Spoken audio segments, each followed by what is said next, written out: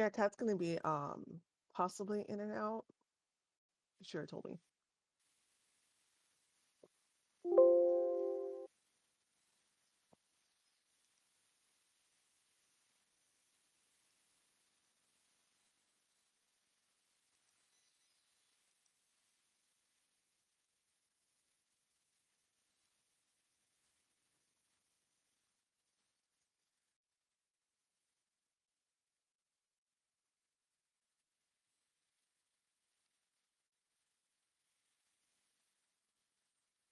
Session 16. Wild. Yeah, it seems like you guys are like going half twice the speed of my other group in terms of sessions because they hadn't met us consistently, even though we missed a couple, Oh, interesting. but yeah, yesterday I was gonna do the I was gonna work on some wiki pages and then I ended up just like refining other pages. So I'm like, okay, I gotta do that today. I've got like excuse me, I gotta put myself on a like a schedule. That's what's best for me. Hello. Hey, how's it going? Pretty good. Yeah, I've got to schedule out my time for this planning. Felt. Believe in you. I think I told you I planned I took 2 weeks off for Christmas last year because my work already has a week off. And my group still isn't through the content that I made Wow. when I was out. So if I get like still they're just like getting to the end of it. So if I get time, I can like just put my head down, like do stuff, you know? I just need like time away. Okay, let me send Kat a message because Kat did tell me she was gonna be a little bit inconsistent, but I don't know if that means that she's not gonna be able to come on right away. So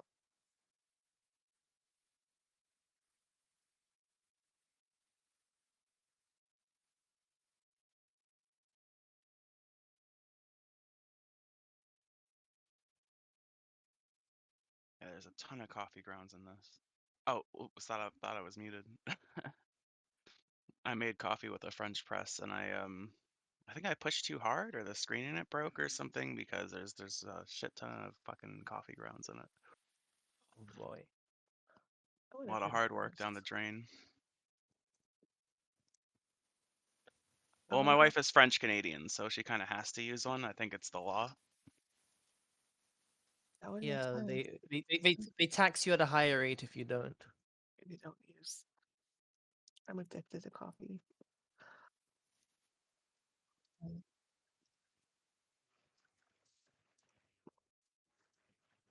Is wait, is that from the Little Mer is that the Little Mermaid French guy?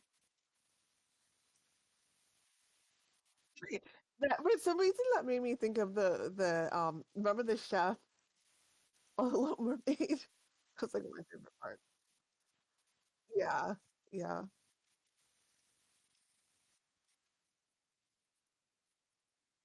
exactly.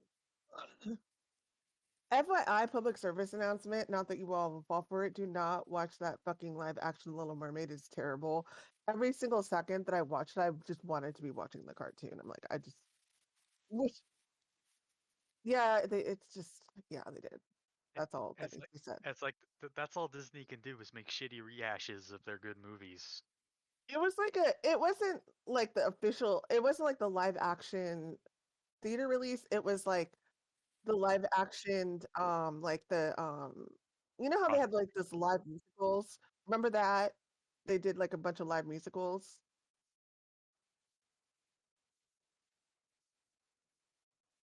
It's, yeah, it was like Sebastian was wearing a red leather suit or a red leather like pants and jacket. Like he didn't even have cloths for him. I'm like, what the hell? All of the characters had at least costumes, but for some reason they made Sebastian look like Michael Jackson. Like just with what? red leather jacket and red leather pants. That was his What? costume. It Let me looks like someone from yeah, a 12th grade multimedia class made that poster. get that. I feel like 12 minutes could have been better. Yeah. So, be forewarned, because that is probably a little bit.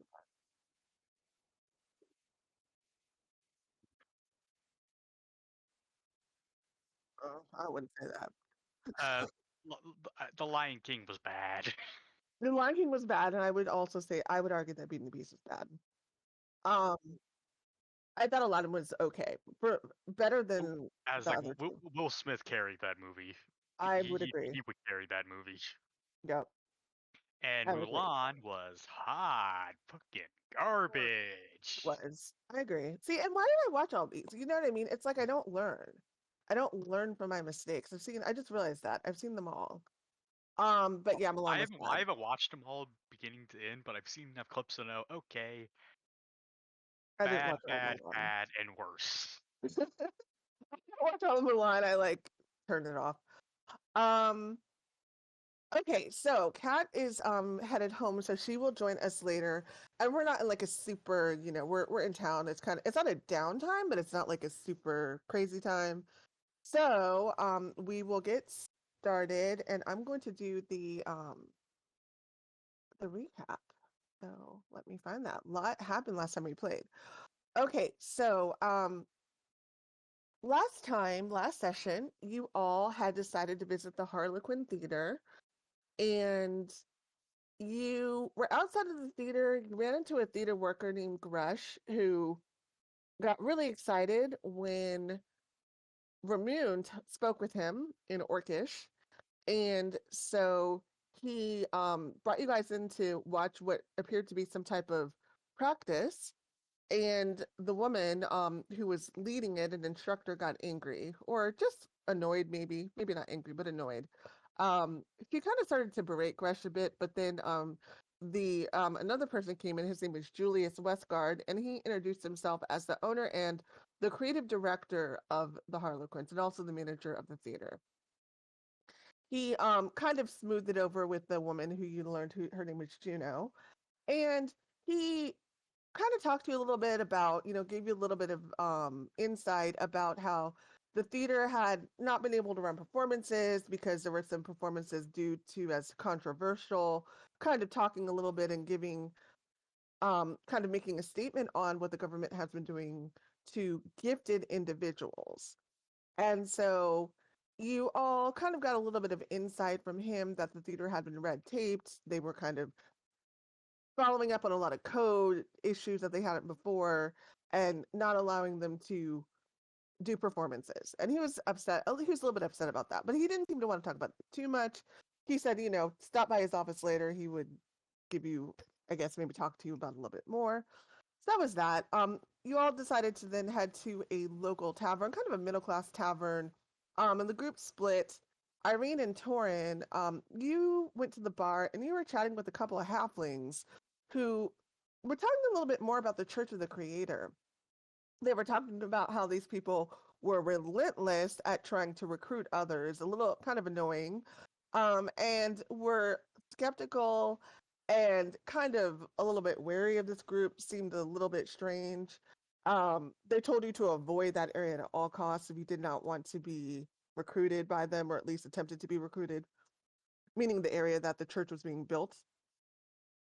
Then the other two of you, Ramune and Cypress, you two went to the to a dice table where some people were playing a game. Played a few games, were decently successful, and then after that, Ramune went to talk to a woman at the table who was doing the dealing. Her name was Marina, and Marina, she he tossed her a couple coin trying to kind of find out a little bit more about, what did we say it was, the theater suppression, that's what it was.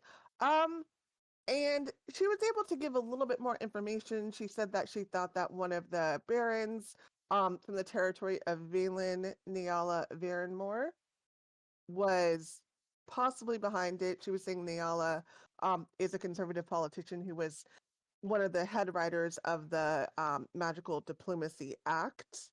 That is what has been going on. And she said that she was probably behind it, or her office or something like that.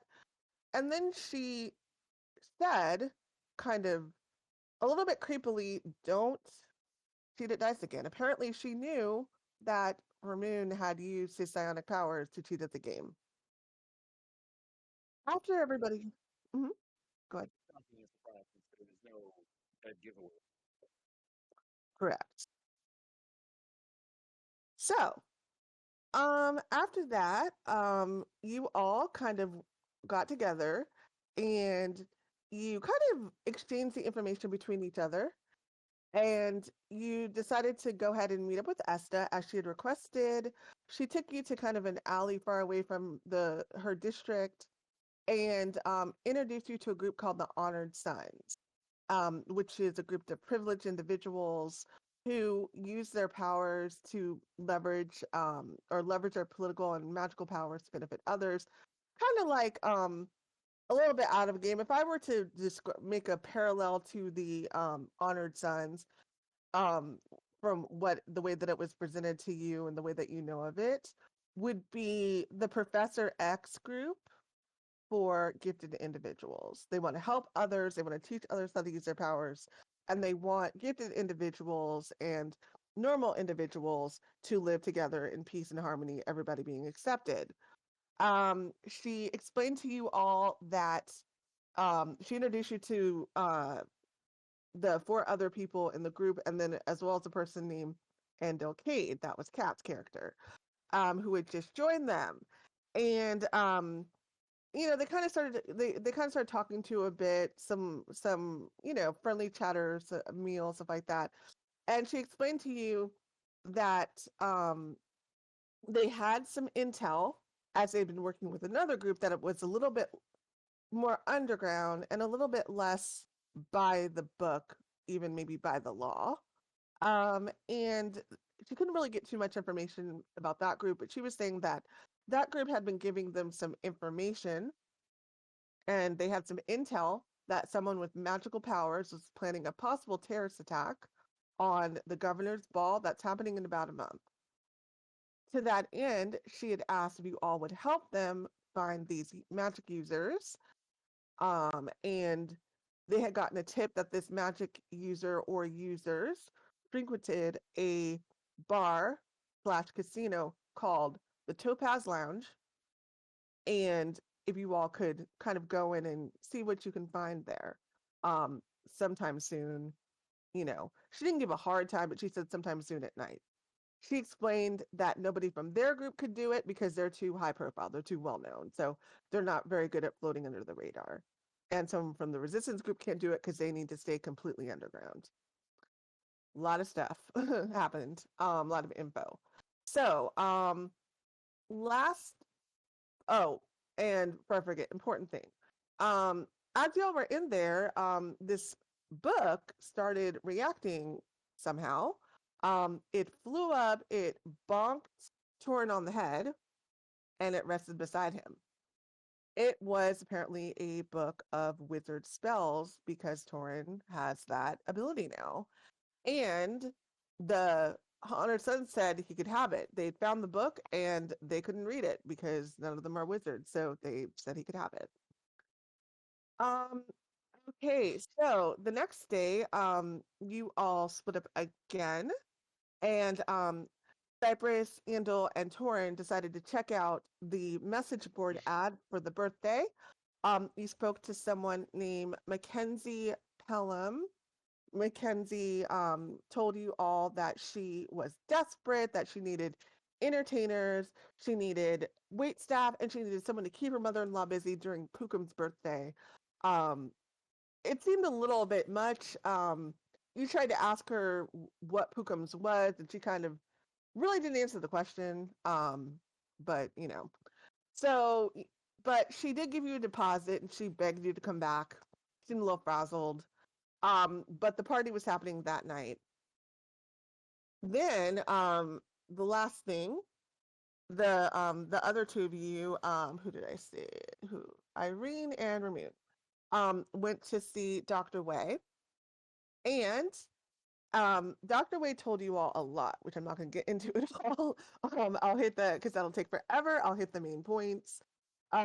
He told you all about what happened to him, that, when he disappeared, that he all of a sudden felt dizzy and kind of felt compelled to go somewhere, went into the cave that you all found his jacket in, and blacked out. But before he blacked out, he saw a woman, who you all were able to deduce was Mother. He reached for her, he ripped off the patch on her robe, which was of C, and that's how you all found that. And then as he was fading in and out, he heard her mention three towns, and the towns were Cowling, Brinchander, and Arismere. And then he faded out. And those towns are important, not only because Mother mentioned them and because she was up to something at these towns before she died, apparently, but because these towns are among the many towns that have reached out to the government for help in different ways. And so, because these towns were also mentioned by Mother, they're more notable. And Dr. Lin and Dr. Wei thought that your group might be specialized to go into those towns before the larger government goes, and to investigate what's going on. So that's a lot, you guys. Yeah, I would recommend definitely going over some of these summaries. It's a lot to remember. A lot of details there. Okay, but it's okay. The details may come up later, they may not. All right, let's go to Harkenstow.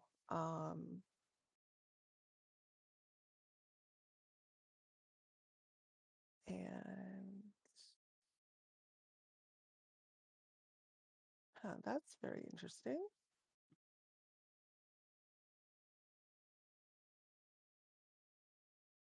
Okay, so we are now both in different places. The one group is at, like I said, Ramune and Irene are at Dr. Wei's hospital unit, and the other group has just spoken with Mackenzie Pelham about Pookum's birthday party.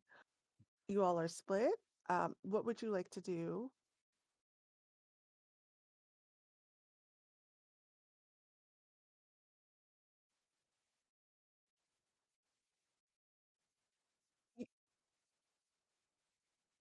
Mhm.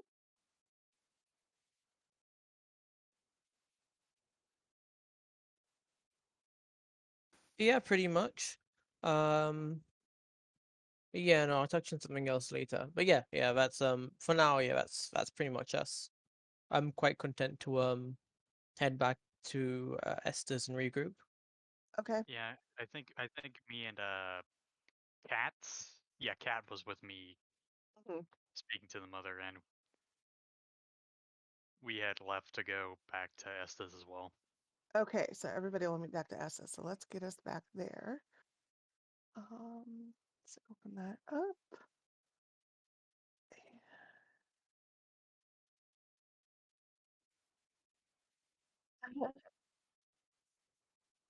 All right. Man, why is it's either my internet or it is Foundry today that is moving slower than normal. Maybe I'm just impatient. Huh. Okay.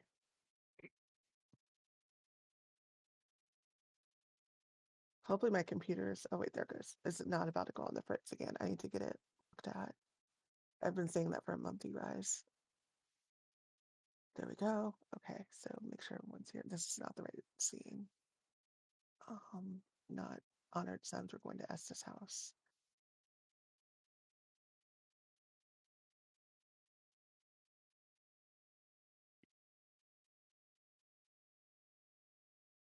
%. Man, this thing is slow.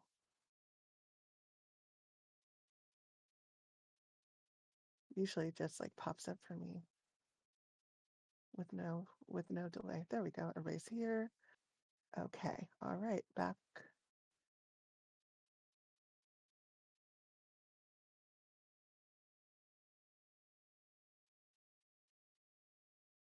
Okay. So the group of you head back to Esther's house, and um she seems a little bit tired.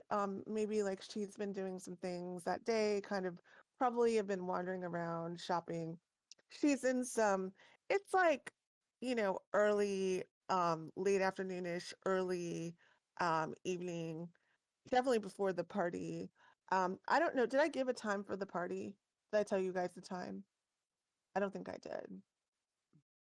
What? I don't remember, Yeah, I don't but remember either. that's not really saying a whole lot. Yeah, no, it's not because it was a while ago. Yeah.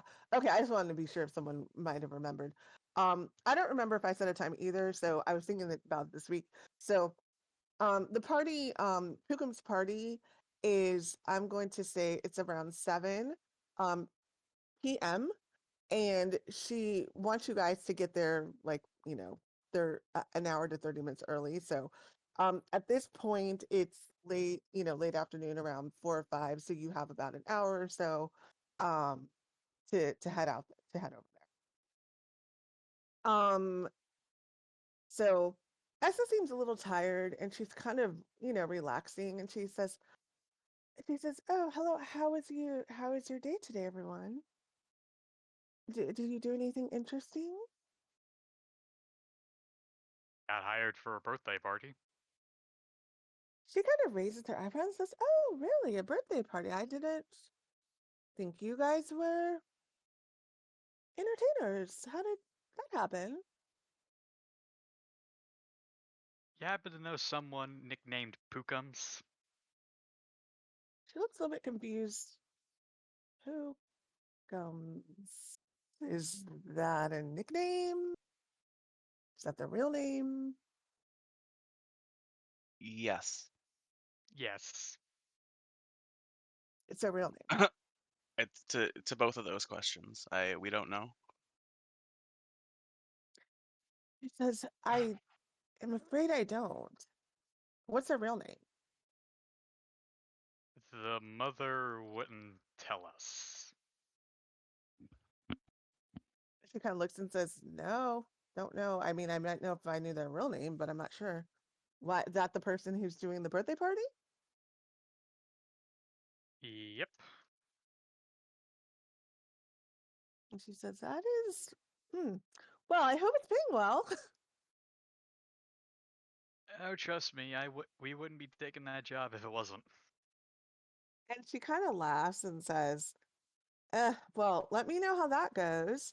Um, I am going to just be in talking to the rest of the sons tonight, and we're going to be going over some information about um, the Topaz Lounge mission. Did you all want to talk about that soon? Anytime this week is fine, if that's okay. Oh, I out mean, again. What day we of the do. week is it? Oh, Uh, sorry. no, go ahead, John. What day of the week is it? Like Um, what? Yeah, oh, like what day are we on right now? so it's like a Friday because of the party. So it's a Friday night. Um, yes. Well, I suspect a Saturday night would be a good time to head to a bar casino. And she shakes her head and she says, "I agree." And she says, "Well, no rush. Though, we can't wait too long, but it doesn't have to happen right now." But and then she thinks about it, she says, um, "Come to the Honored Sons, and I'm sorry, come let me know, and we'll all head to the Honored Sons and talk a little bit more, and I'll give you a little bit more detail about that." And then she says, "Is there anything else that you all found out that you needed help with, or that you needed to talk to me about? I know that you've been looking around town and you've been, you know, kind of getting your bearings. No one's bothered you, have they? Concerning concerning that you were detained earlier." I mean, not really, apart from just that crazy mother, but, well, it's a crazy noblewoman, no offense. They aren't really known for being, most of them aren't known for being sane. And she says, no offense taken, but she takes a little offense. You can tell by the way she says it, a little bit. I was like, not you specifically, because you are very much different from them. I mean the stereotypical ones.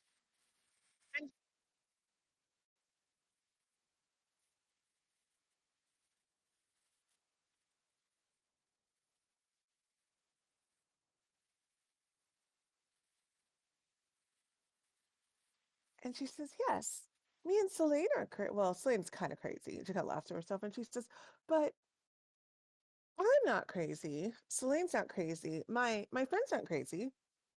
I know what you mean though. I get you. And she kind of like concedes the point and she says, um, if anybody bothers you though, let me know. And people tend to get a little bit let's say nicer when they realize, you know, that they're dealing with the Baron of Valen's daughter. And she kind of laughs to herself and she says, I don't like to use that, but I will if I have to. And she kind of sits and she says, so what are you all's plans for the night? If you want to say. Just the birthday party? That is a good question. Do we have a specific plan? What exactly do they require from us? And you're asking Esther, right? Yeah. Got it. Um.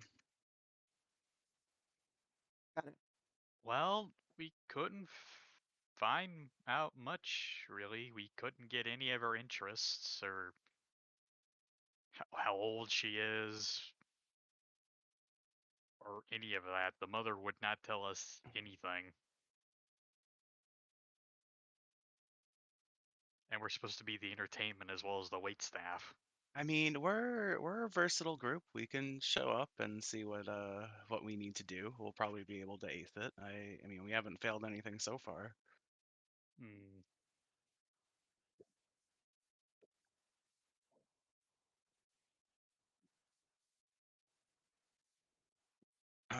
They I didn't mean, say anything, but I'm gonna go ahead and say no nudity.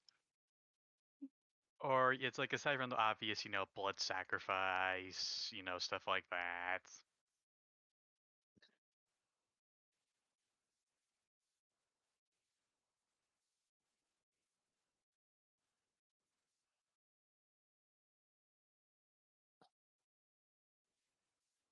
No, no, you're right. One of us should try getting nude. I Hey, thought he was hey, talking about the blood sacrifice. hey, Esta, what do most of the nobles around here deem acceptable in polite society? And she says, I don't know. I mean, they like, and she thinks about it and she says, a lot of Baroque bands, so Baroque music, if you guys play the violin or the harp, um, singing, waltzing is really popular. Um, let's see. What about like a ballet demonstration? Yeah, that would be a good one. Um, and then she kind of thinks about it. She says, "Oh, actually, how did you guys get hired for this? But you know what? It's okay. It's okay. Uh, Just." Desperation. And she said, "You know what? You guys are interesting. Like, if you can do maybe like some, I don't know, like a acrobatic dancing. You guys are pretty spry, right? Right, Toren? Acrobatic dancing move, maybe some choreographed fight scenes. See if they have. Oh, wait, hold on. And she like runs out of the room real quick, and then she comes back, and she has this like this big like blue dinosaur costume. And it's not big actually, but it's blue. It's bright blue. And she looks at everybody and she kind of looks at you all one by one and she says, Well, no offense, Toren, but this would probably only fit you because I wore this when I was 8, and she hands you this costume, and it's definitely not going to fit you because it's too small, but just the height works, but the head fits. And she says, if it's children, maybe I don't know, like a singing dinosaur, maybe. Sorry, I'm not much help. I'm pretty sure the lady's around your age, as the birthday girl, anyway. And she says, well, I don't know, I thought it was a kids party. And she It's says, like the well, mother wouldn't tell us anything. Yeah, we don't know if it's a kid. So somewhere between magic and reading poetry. and she says, I was like, okay. me and Irene could pull off a pretty convincing duel. See, yeah, do something different, like a duel, maybe like a choreographed duel. They would like that. Maybe a dramatic poetry reading. Cypress, you could do that, right? Hey, how common are fireworks around here? Um, she says there's quite a few fireworks, few places that sell fireworks. Yeah, I suppose we could do that. Oh no, it's like the reason I say that is because I can disguise magic arrows as fireworks and kind of do stuff with them. And she shakes her and says, see, that might be something. As like I say as I use prestidigitation to create like the illusion of a bird. And she shakes her head and says, see, now you're getting somewhere. Although, yeah, I would say that could work. And she kind of thinks about it and she says, I will say that people do frown on the use of magic. Magic. However, and she puts her hands up and she says, however, this these people are pretty wealthy, right? I mean, yeah, they gave us like what a 20 gold down payment just to show up. And she says, and she says, and this is a private party at a house, correct? I believe so. And she says, yeah. And she kind of waves her hand. She says, the rules don't apply to them. They have magical performances all the time. They bring people in. And she says, go crazy. Nobody's going to care. Now that I think about it, this could be a good opportunity to potentially put an earworm in her mind about supporting the upcoming or not supporting the upcoming bill. And she shakes her head and says, I didn't think about that. That's actually a really good idea. She does have some influence. Hey, Cypress, I think our bear wrestling plan's back on now. So just to clarify, it's just waiting and entertaining that they needed help with? I'm pretty sure, but she might change the rules the second we show up, but we're all Toren, doing this for the money regardless anyway. Her mama, Toren, in-law. oh, sorry. Yes, Yeah, Toren, Erica? Toren and Cypress rule history. Okay. History, where is that? There we are. Uh, Cypress is like, yep, that's it, that's all. They said. And Torin, you start to think back and you're like, wait a second, there was something about a mother-in-law. You remember Oh something about a right. mother-in-law. Oh right, we need to run mother-in-law duty. We need to keep the lady's mother-in-law from ruining the party. And I'll handle that. She said I could just knock her out and hog-tie her, throw her in a bedroom, and that'd be that. That's kind of raises her eyebrows and says, are you sure she said that, or are you taking some liberties?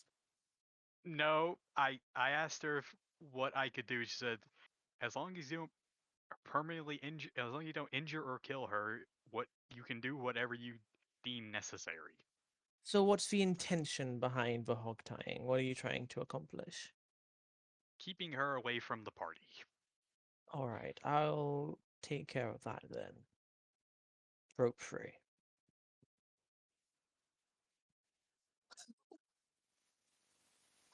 And Esther says, "Yeah, I don't think I don't think that she, um, I mean, she might have been exaggerating just a bit when she said don't injure her permanently. I You I know, couldn't you know. I couldn't quite tell with her, honestly.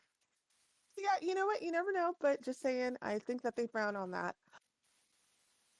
And she kind of looks and she says, "Well, what time do you all say this party is? You actually better get going, um, Uh, unless." 7. Yeah, 7 was the time. And she looks at her clock, and it looks like you guys should probably start to head over there.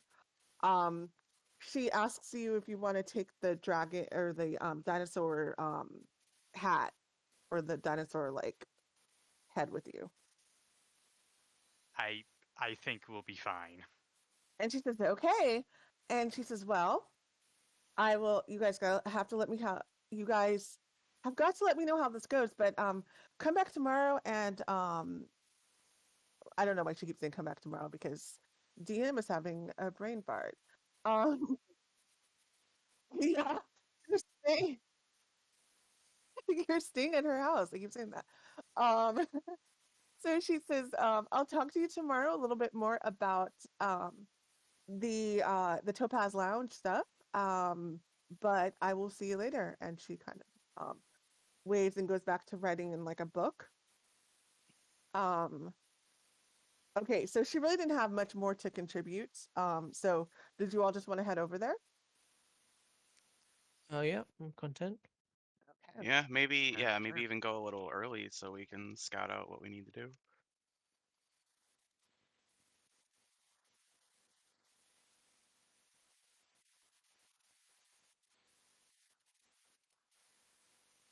Yeah, what time is it? We might need to go clothes shopping. And Esther says, Ah, crap. I do not remember her saying a dress code at all. Cypress, do you remember? Uh, n no, but it She seems like we she shouldn't never show up brought it there in up. full battle regalia. Well,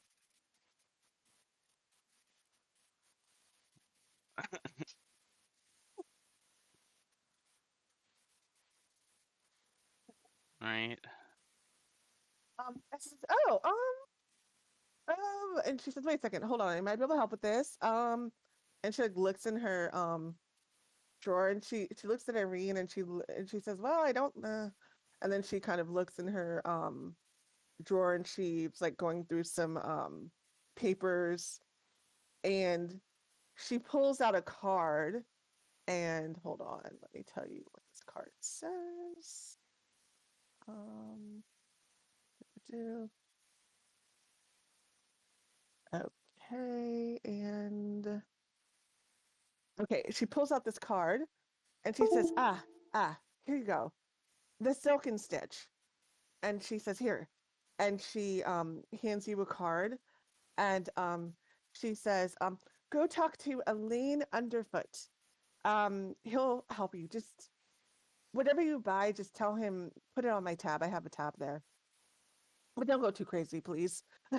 And she kind of, I trust you guys though. And she like gives you the card. I think Cypress will be the only one that might cost a bit, but that's just because of no offense, buddy, you're pretty big. Yeah, I might need to get something tailor-made. I'm used to it.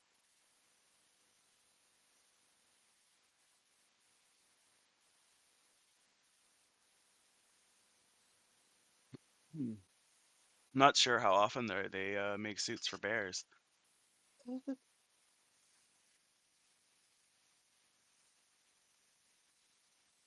Well, you guys have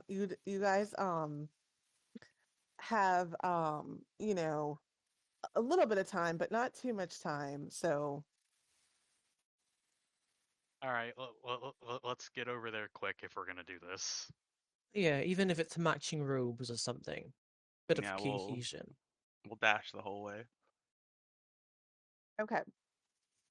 Okay. So she hands you the card, and it's a kind of like a pretty like with a gold foil inlay around the front of it, and it says in script writing, "The Silken Stitch," and it has a lane underfoot, a name on there, and then it's a in on the back it just says Esther Francis, and it lists a number, and and Esther says, as you guys are leaving, Esther says, "Oh, and Elaine shouldn't give you any trouble. She will trust that I gave this permission, without I gave you the card, so that will be the permission. But if she says anything, um, just say in a nice way, would you rather risk Esta actually giving us permission than not?" And she'll go along with it.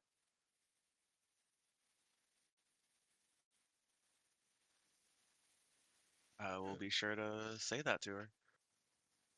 Okay, so you all head out, and this place is actually like right outside of the gated district that Esta lives in. And you head there, and it's just like it has the writing on the writing on the sign of the building. It is in the kind of like the same kind of gold script, and you see a person in the window, like wiping down the window, and you see a closed sign, just like hung in front. What will you do? I will knock on the door unless someone else wants to do something. Oh no, that seems reasonable. Okay. So you knock on the door, and the person like kind of looks up with the start at the window, and then they like kind of shake their head. They come over and they crack the door open, and it's an elderly gnome. She has glasses on, and she peeks up over her nose, and she says, we're closed. Didn't you see the sign? Come back tomorrow." I pull out the card and it's like a friend pointed us to this place. And she says, We're terribly sorry to interrupt, but it's a bit of a last-minute emergency. Give me that. And she like snatches the card out of her hand. She says, Esta, France, come in, come in. She opens the door. Come on. And she says, hurry up. I don't want people to see you coming in thinking that we're open. And she kind of like rushes you in. And it's kind of comical. I mean, this is a short elderly woman. She's kind of like pushing you all, and then she shuts the door. And she like draws like the curtains quickly. She doesn't want anybody to know that this door is still open. She locks the door and she says, all right, better be good. What do you need? Oh, we have a party in a couple hours and we were hoping to get some formal clothing because we got hired kind of last minute on this.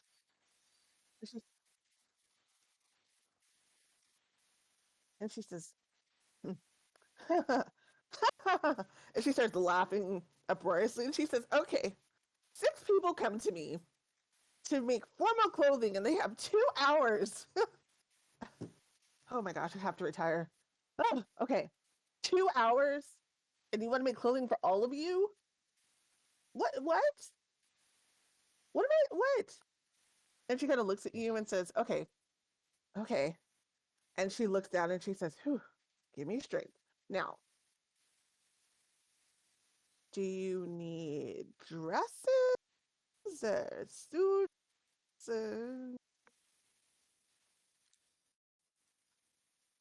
What might be... Oh, go ahead. Or what might be most feasible is neat robes, or matching robes or adornments in that sort of sense. So even if it's just something we could put on top, as opposed to fully fleshed out outfits, which would be certainly quite the ask given the time. Hmm. Kat, real quick, we are at a tailor shop called the Silk and Stitch, and we are trying to find very, very, very last minute outfits to wear to the party. And the owner is a little bit stressed, but she's getting through it. And so that's what they were just saying. She looks at you all and she says, well, and she looks at the card and says, and how are you paying for this? Esta said we could put anything we buy on our tab.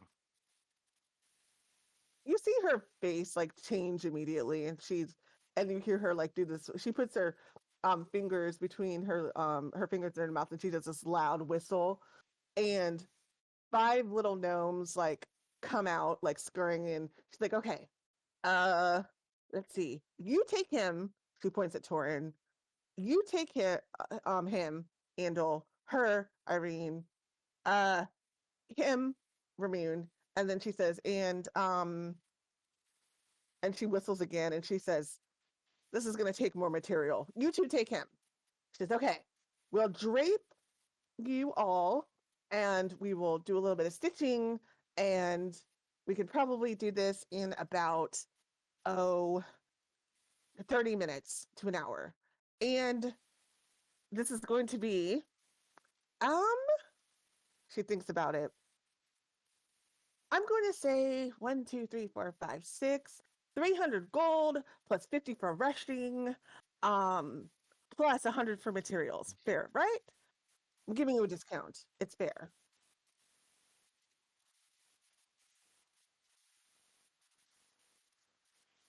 And she looks at you and scoffs and says, ha ha.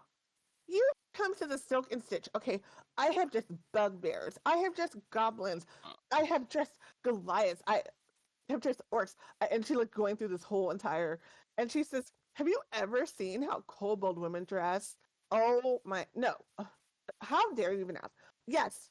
Okay, is the answer to your question. All right, no. Spit spot.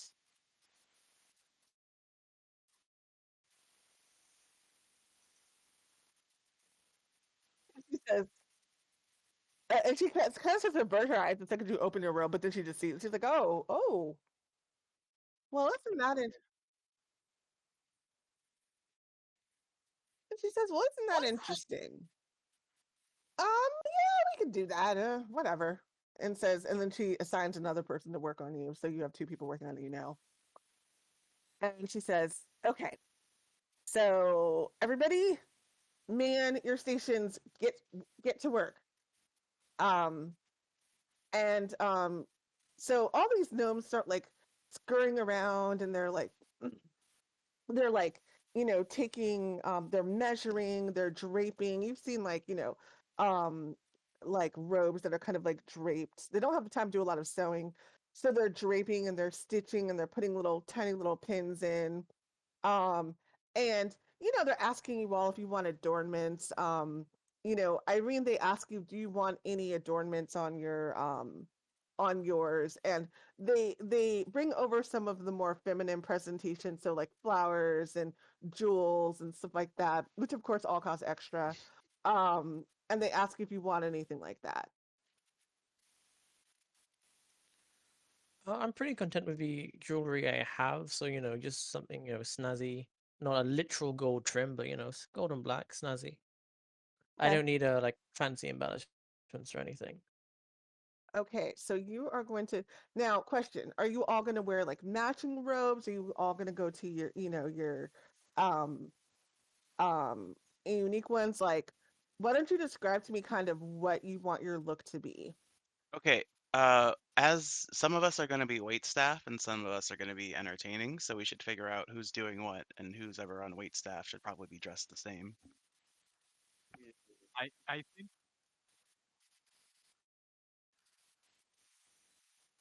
I Okay. think me and Cypress will probably be the entertainment. Okay, so Cypress.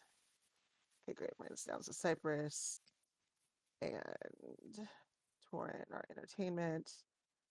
Unless someone else wants to be, I'm just like figuring this out in my head. Like me and Cypress have more appealing abilities when it comes to the entertainment, I think. What? Yep. Oh, go ahead.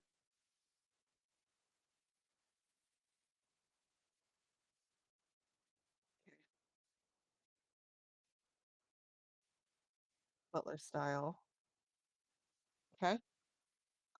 Irene, you're gonna do the mother-in-law, but you can also do one of those too. You don't have to stick with her the whole time. Which one of the two did you want to do? And also you, Andil. Um, I'm pretty content filling because I can do either very well. Okay. Um, so yeah, I'll fill in whatever is not being done the most. So you'll fill in. Perfect. What about you, Andil? Oh, what stuff? Okay, wait staff. Okay, got it. Okay, so the wait staff then um is gonna kind of have on a butler style type of you said with like a describe that again, Ramune. Tail, tail coats and petticoat.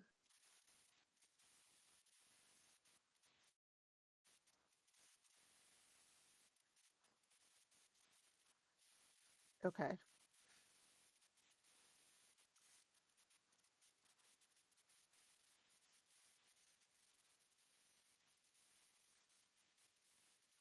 Okay.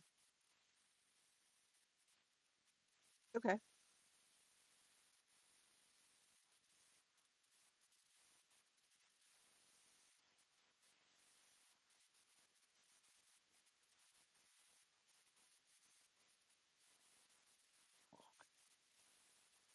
They they don't have any of those, but they have like full face like masquerade masks.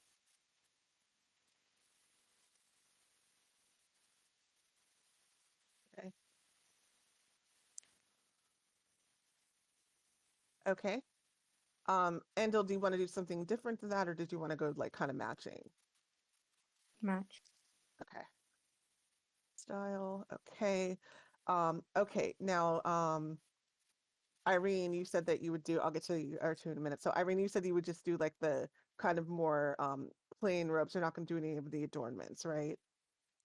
Yeah, no gems or anything. So stylish robe, black and gold trim. All right. Cypress and Toren. So Cypress will ask the designer, you've designed stuff for a bugbear. Could you do something for a small regular bear? And she kind of looks at you a little bit confused, but it's like, whatever. She won't ask questions. And yeah, so they said, well, I don't have the bear's measurements, but how big is he? Uh, And Cypress will say, don't be alarmed, and he will shift himself into a medium black bear, not a brown bear. It's not like the grizzly bear. It's like a small, cute, sort of non-threatening bear. It's like CR one half or something. They kind of look a little bit like, You mean like Boo Boo Bear? yeah, exactly. Yeah. They kind of look a little bit like, but they're like, well, we don't ask questions. These people are paying. Yeah. And so they just like, so she's like, okay, get to work. And so they kind of start measuring the bear. And they come up with like draped, kind of robe that you can tie around your neck, with a little bow tie, um, Aw, with it. nice. So great robe with bow tie. And then, okay, and then what about your regular Yeah, regular form, just plain loose robes, like maybe similar to what Irene has. Just nothing too fancy. okay. What about you, Torrin? well, no offense to anyone else, but I'm not taking my armor off for the party. So I'll ask if they can like polish it up, make it look more appealing, and give me like a cape or something. Yeah, they can do a cape. Okay, so they'll do a cape. They'll do a cape that matches, like since everyone's kind of going with the black and type of look, they'll give you a black cape with gold trim, and they'll go and polish up your armor. So So, Toren, I was thinking of something. Instead of bear wrestling, how about we act like I'm your trained bear and we do like a performance, like, maybe acrobatics or something, and you lead me around, show you have domination over this beast. All right, and after we do that, after you could turn into your normal form, we can do like a mock duel afterwards too. Yeah. all right. Okay, cool. So yeah, so they're definitely able to accommodate all of you guys' wishes. And I put all that down, but remind me if I forget anything with the outfits. Okay, so you all got your standard like very snazzy black and gold kind of color scheme going on. The outfit for the bear, the outfit for the cape, the armor polished, and the total comes to about 700 gold. This place isn't cheap, and you go ahead and put that on Estes tab. Okay. Does this feel like an acceptable amount of money? I mean, looking at the prices of the stuff, yes. Yes, it is. There was a number that I was coming with that would not have been acceptable, but you all, and Esta also had told you about this place that was already expensive, so she should have told you about somewhere cheaper. She didn't want you to spend money for clothes for 6 people. So that's on her. Um, so I yeah, wonder how much. I wonder how big S's tab is here. yeah, I mean, who knows, but yeah, I mean, but you know what though? Elaine doesn't like, Elaine doesn't, bat an eyelash. She just, writes it down on her tab, and then she gives you all the same card and says, yes. And if you want anything else, if you need any, had any graduations or, daughter's first carriage, license, parties, baby showers, divorce parties, marriage, whatever. Feel free, come by. I'm sure Esther wouldn't mind. Need an outfit for every occasion. And she and you can see like the commission. It looks like she's like mentally calculating the Eyes have commission. turned into dollar Uh, signs. yeah, like the dollar signs in her eyes. And says, she says, so yes, birthday parties, divorce parties, we do them all. Yeah, feel free to come back anytime. Um, and she kind of sees you off, and you guys are looking good. Like these outfits are nice. I mean, the material is soft and silky and just expensive, and they did a good job for the time that they had, especially. They really did a good job, and they kind of like they pulled it together fast. Yeah, so Torin, I'm guessing that you'll probably want to carry the bear outfit to put on the bear when you do that. So um they'll make sure you have that. And yeah, you guys ready to head to the party? Yep. Okay, so we are going to move to the party. Hey, you guys look very snazzy. Yes.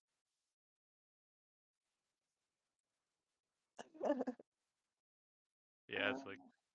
I, Shot. Okay. So as we're walking, I'll remind us. So remember, apparently, magic is in play, but let's make sure we set a good image for, gifted persons, so we could hopefully get this woman on our side. eh, Okay. it's like, don't worry, I ain't gonna be casting any kind of destructive spells. The magic arrows I'll be casting won't be doing anything.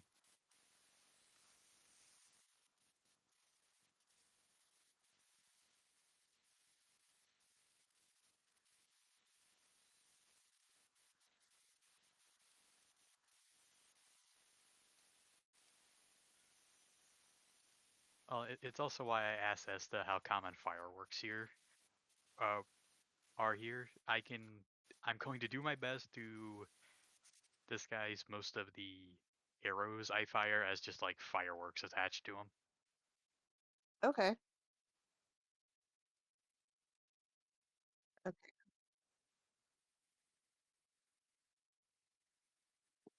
I'm going by the logic of they have seen crazier.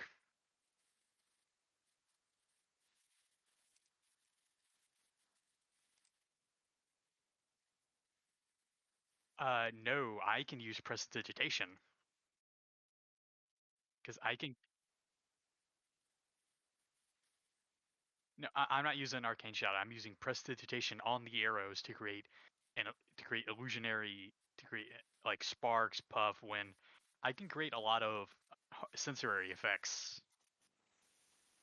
with prestidigitation.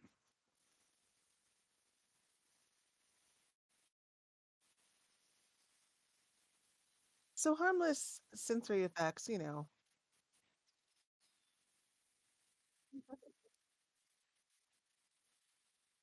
You create an I mean, if you do a burst, instantaneous, especially harmless if you do a sensory effect, bursting, such as a shower of sparks, a puff of wind, faint musical notes.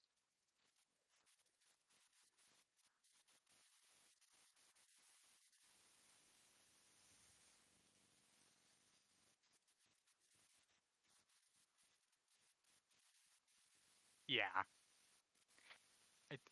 I, I'm just hoping the DM allows me to have just like a little bit of artistic liberties with the spell. Yeah, we'll Not a see. whole lot. Yeah, we'll see. We'll see how it plays out. It doesn't exactly work that way, but we'll make it work. Okay, as a we'll see what side note, happens. Mhm. if I think if you do like a bursting shot like in the sky, if it bursts, I kind of have the imagery of a firework, but don't know Yeah, if I'd recommend it. Well,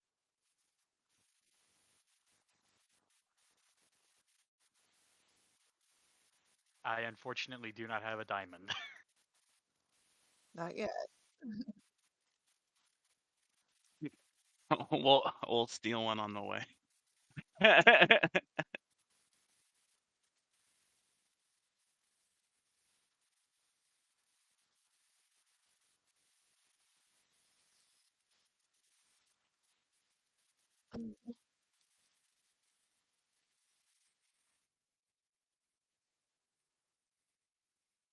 How gets my charisma?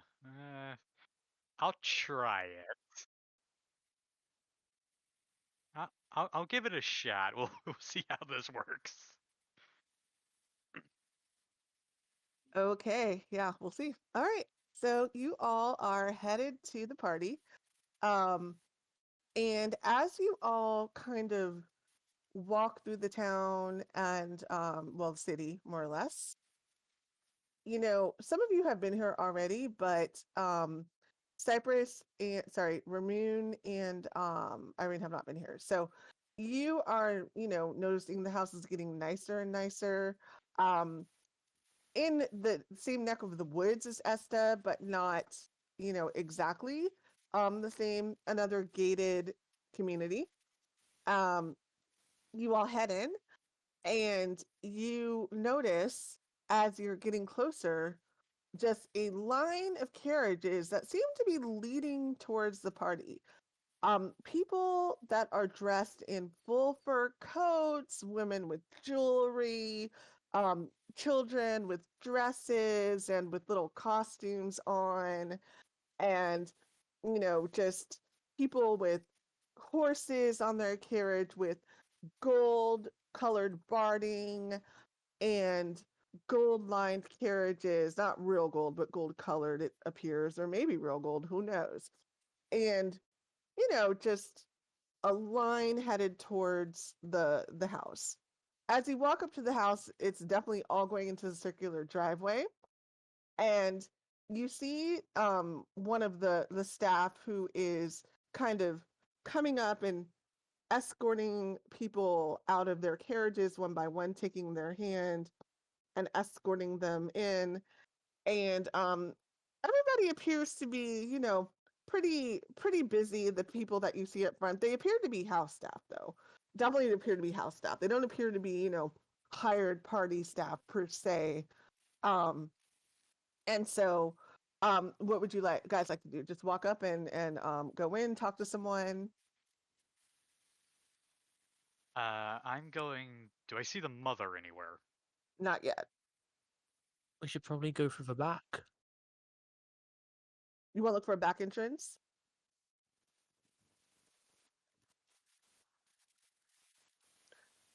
They definitely would. Oh, the mother-in-law, you're saying? No, you haven't seen the mother-in-law. No. Mm-mm.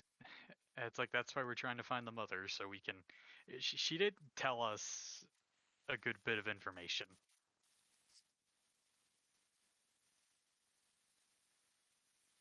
So do you want to look for a back entrance? You want to just go in the front? Is there an entrance where all the like house staff is going into? So the house stuff that you can see is in the front. There is like a building off to the side that may be a servant's quarters, maybe not. You don't see anybody there at the moment. It's kind of like on the grounds off to the side. But yeah, the people that you can see at the moment are helping, people come into the party. They're all busy doing stuff like that.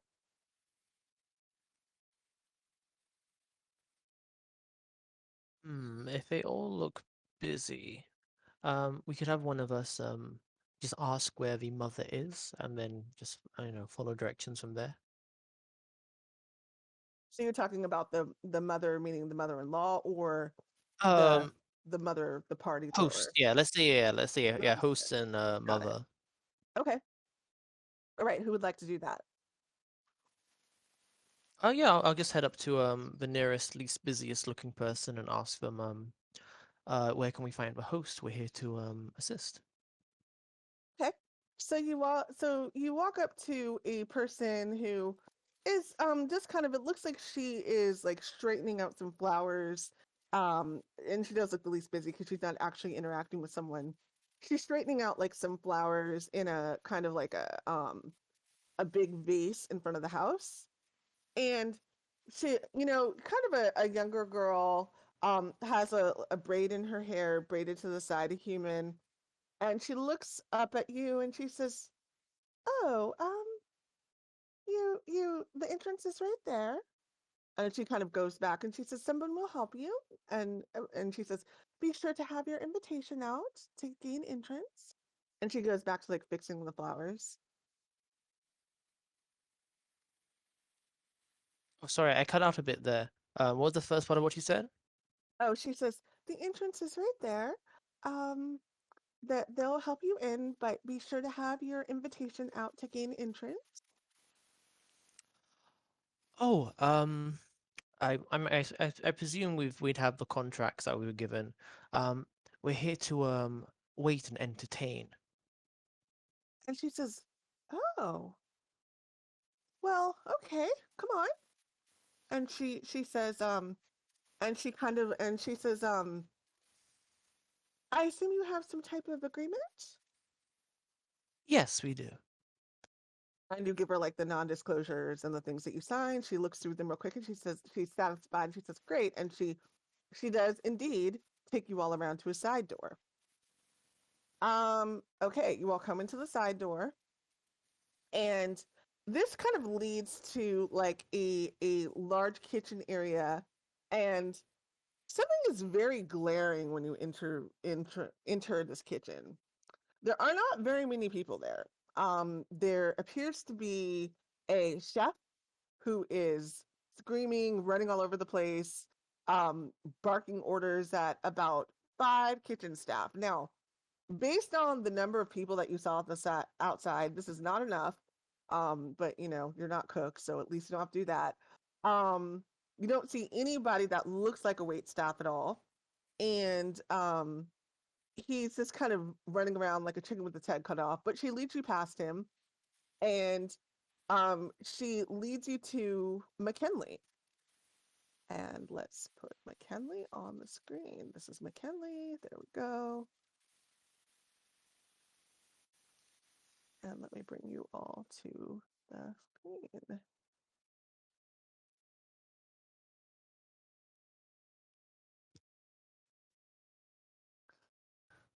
She leads you to McKinley, who is standing and says, "Oh, you came, thank God." And she's okay. Um, and she kind of takes a step back. She says, "Nice outfits." And she kind of looks, and she without asking, like takes a bit of the material from Irene's robe and kind of feels it, and feels like the quality of the material. And she sniffs it a bit, and she says, "I smell silk and stitch."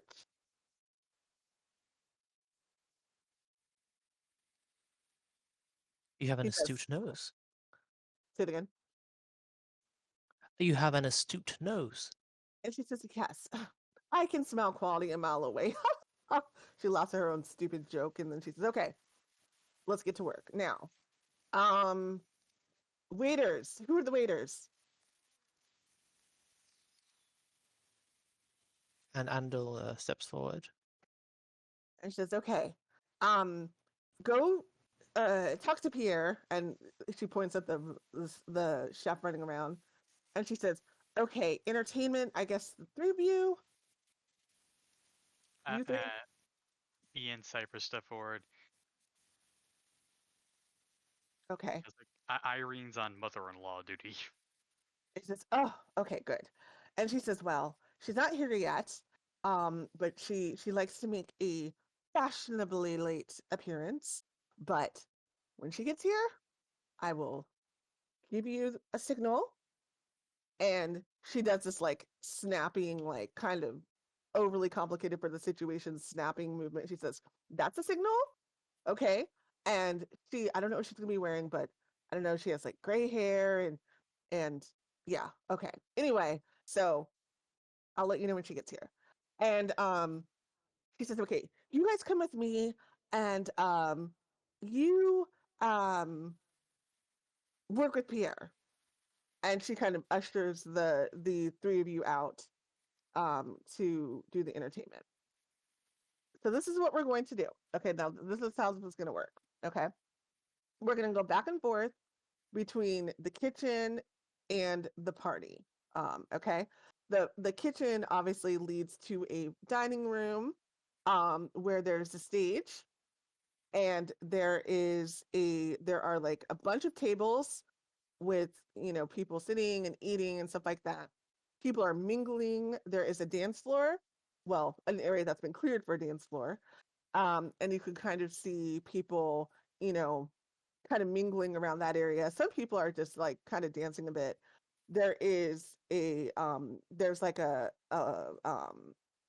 small like band, and but they're like background music. They're definitely not like the entertainment. So it's kind of like a background music band. And everybody at the party is kind of just mingling, getting started, and we will go back and forth. So we are going to put on the music for the party. Let's put it on. And here we go. We're going to start, I think we're going to start with the entertainment, but give me just a second. Music. As usual, if it's too loud for you, turn it down. It's about to start. I always warn you. There. Oh, that's way too loud for me.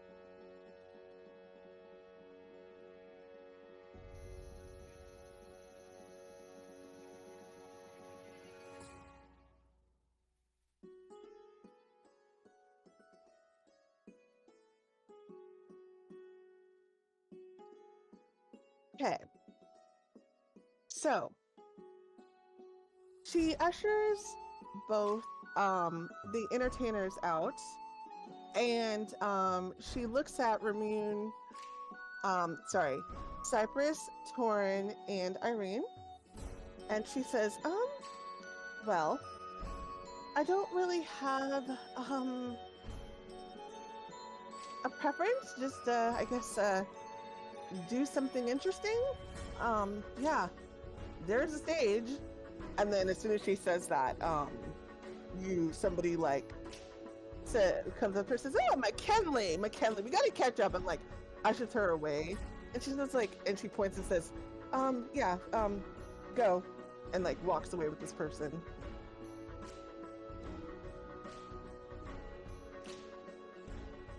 Leaving absolutely no instructions whatsoever. What's the age range of this crowd looking like?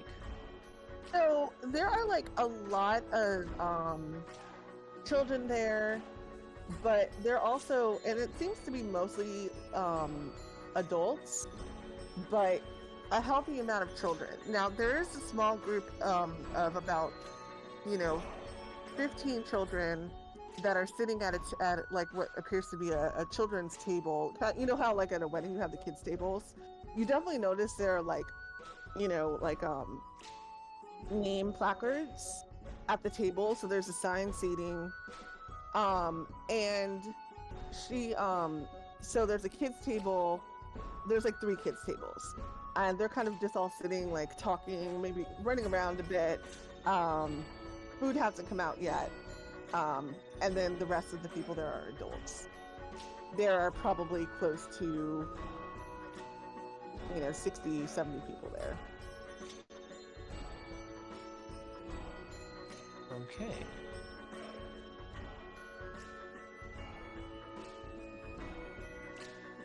Alright, Cypress, how do you want to play this?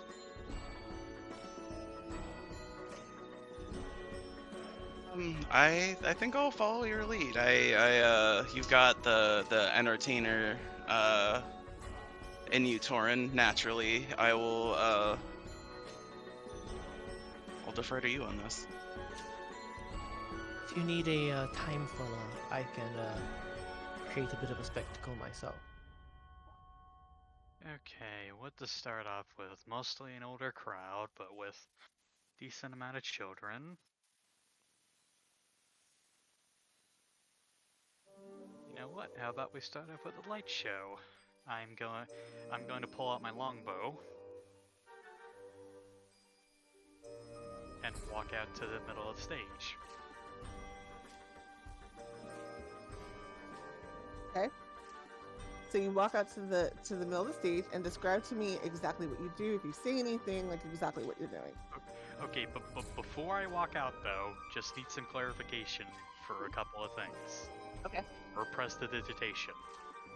And what I'm going to try to do here, if you will let me. Okay. So I'm going to try and make it so when I shoot off the arrows, it does kinds of affect sparks, make it kind of look like a lightning bolt, stuff like that. So there is, let's see, you make a, yeah, it doesn't really work like that, but let's I think we kind of make a bit of a compromise here. So there's part of it that says you make a color, small mark, or symbol appear on an object.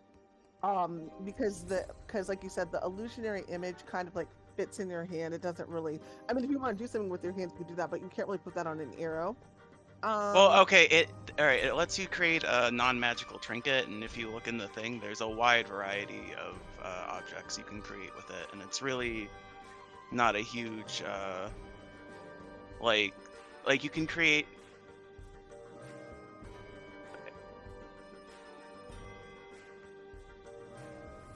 It's in the description that you can create physical objects with it, the trinket and the trinket table. I literally quoted you something that makes sparks and light.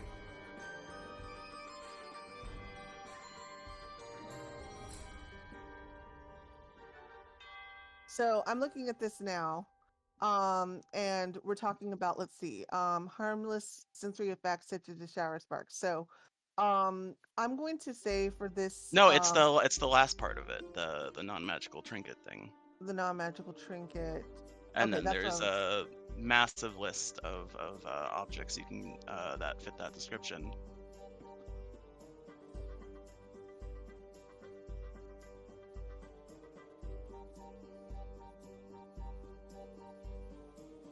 Send me the list of trinkets. Got it. Okay. All right. Let's take a look. Okay. Yeah. Why don't we? Yeah. So this wouldn't really be an effect then, right? It would just be. Okay. This isn't really an effect. This is just kind of like an object. But what I was gonna say, let me go back. What I was going to say was that, I mean, let's say, for example, the trinket that creates sparks when it's wet. So you can think of that like a sparkler, right? You know, nothing's stopping you, even if it's not a a launch firework, from having just keep on making sparklers that your hands are wet, you make a sparkler fizzle and it disappears as you throw it up in the air, fizzles, disappears as you throw it up in the air. An arrow might be difficult, but you could totally do for sparklers.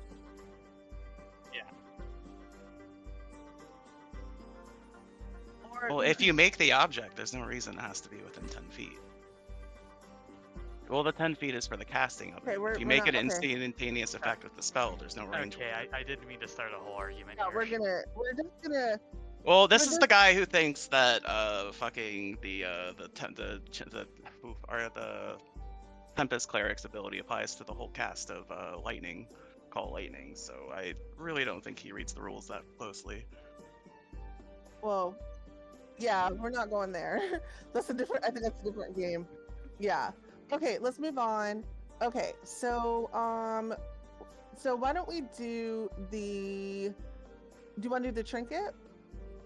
And do Yeah. like the sparkler, and then what I was gonna say was that we are going to you can also do the color or the mark, which might be interesting, right? So let's say you wanted to, I'm just suggesting this, I'm not saying you can do that, I'm not saying you're going to do that. So if you want to do, like, let's say color or mark or symbol on like the arrow, maybe something that makes it glow. I'm ruling this, so we're gonna say it's okay for the situation or something like that. On the surface, we can you can do that if you want.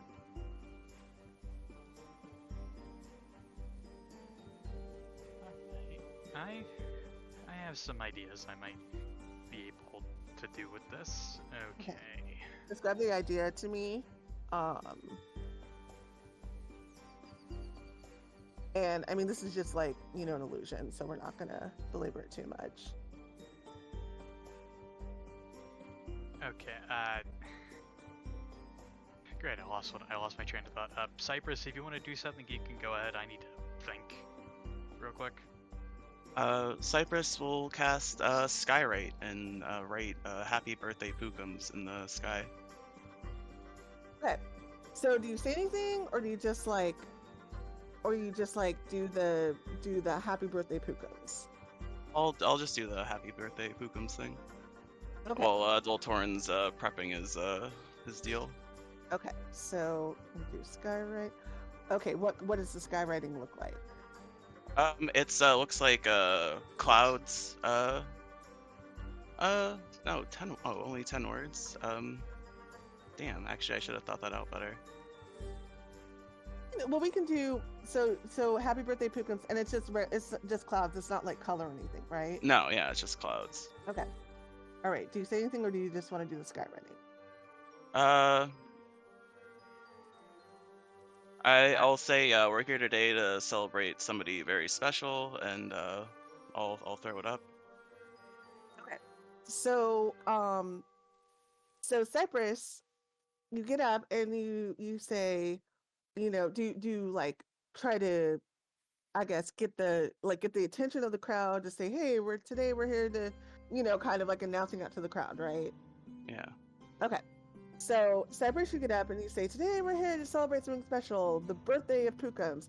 And then you do the skywrite, and everyone like looks up and they look down, they just start clapping, and you hear uproarious applause. And then the skywriting kind of like dissipates down a bit, and they seem pretty impressed. You have the attention, you have the attention of the crowd on you at the moment. What do you want to do? I was going to ask if I could do something while he Oh, was yeah. doing this guy writing.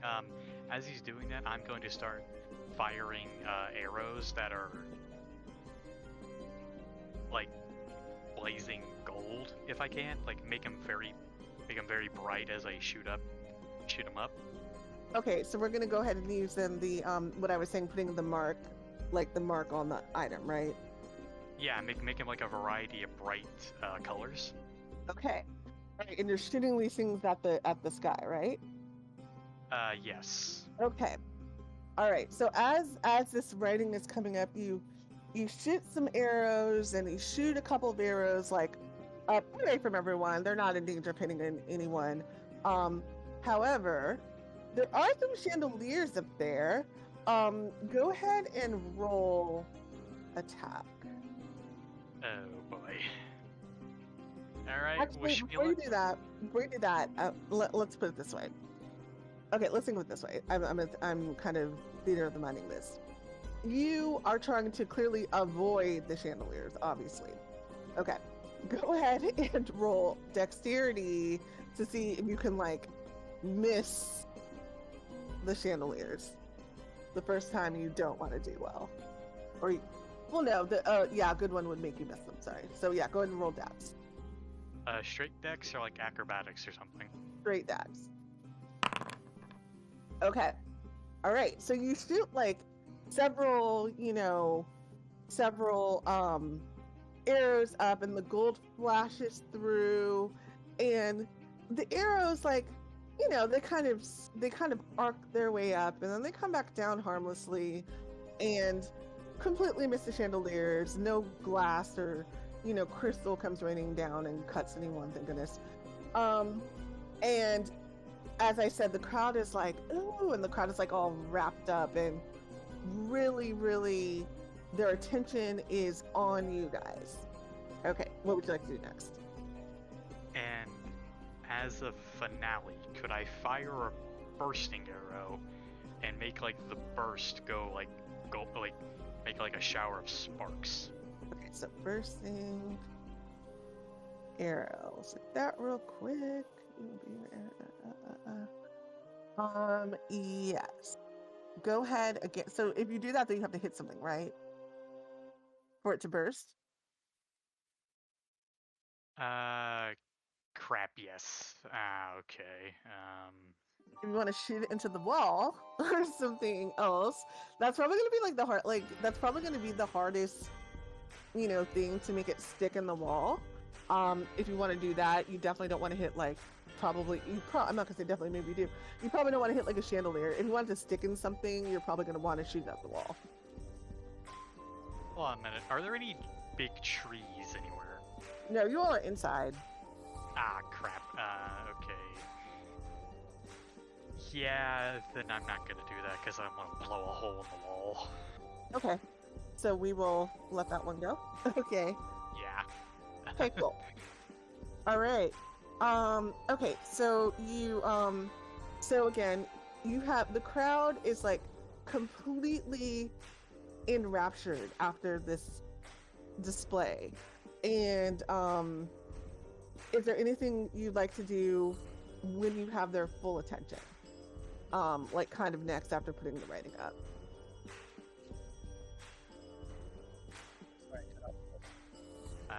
Cypress, is there anything you want to do?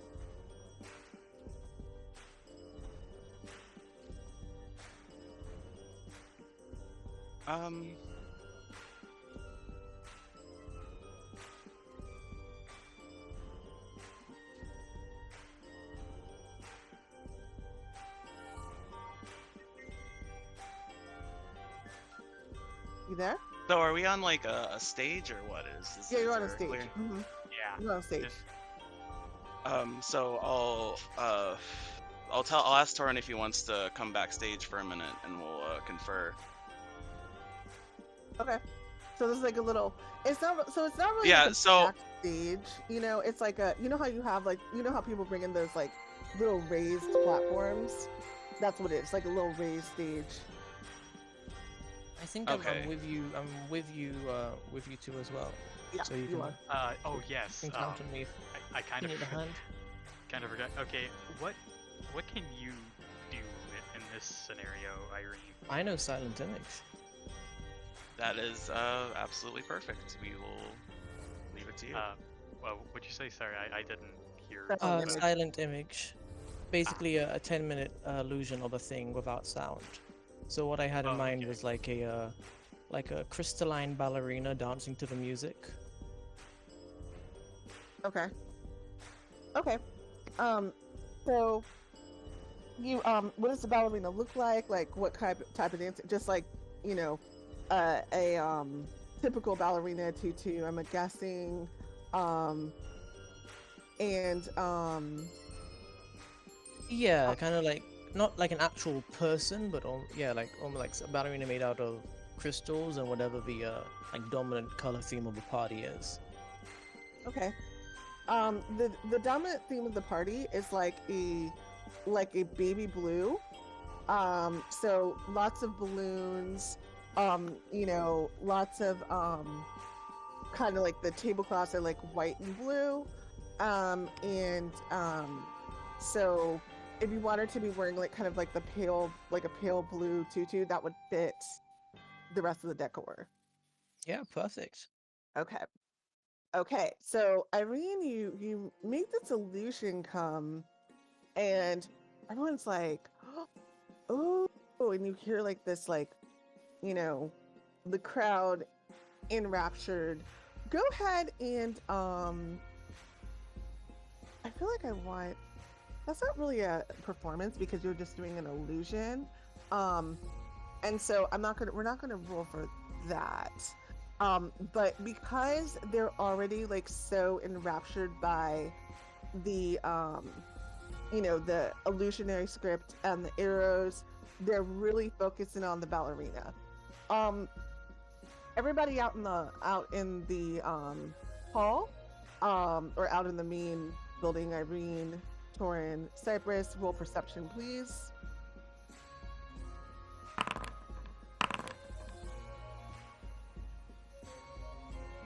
Concentrating on a spell, you know, life's hard. Right. We have Cypress, so you know, it's fine. Don't worry about it. Okay, so Cypress, you're kind of like looking out at the crowd as they're all like focused on the ballerina.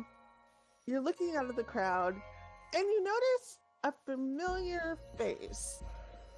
It is none other than Selene and Yara, who is pointing at the ballerina and like laughing with Selene. And they and as your eyes like kind of come over to her, she kind of like waves ashamedly, maybe a little bit ashamed of like, you know, sheepishly at what happened. She doesn't really seem to want to come over though. Maybe she's a little bit like embarrassed by it. But yeah, they're in the audience and they're like looking at but Yara is like completely focused on the ballerina. Some of the kids like get up on the stage and try to like start dancing with the ballerina. And so yeah, so you have their attention at the moment. So I'll nudge Irene and point out Celine and Yara. Oh, yeah, very pleasantly surprised. So I guess I'll just announce to the crowd, please, eat, drink, and be merry, as the celebrations have just begun. We'll have a short intermission where the band will take over, and you can certainly expect more uh, extraordinary spectacles to come. And yeah, once the yeah, you know, kind of yeah, get Cypress and Toren, or if they're coming, and I'll go across to Yara and Slane. Okay. All right. So you're gonna go and talk to Yara and Selene. Is the ballerina still up? Yeah, I'll probably be, you know, split attention, but as long as I'm within 60 feet of it.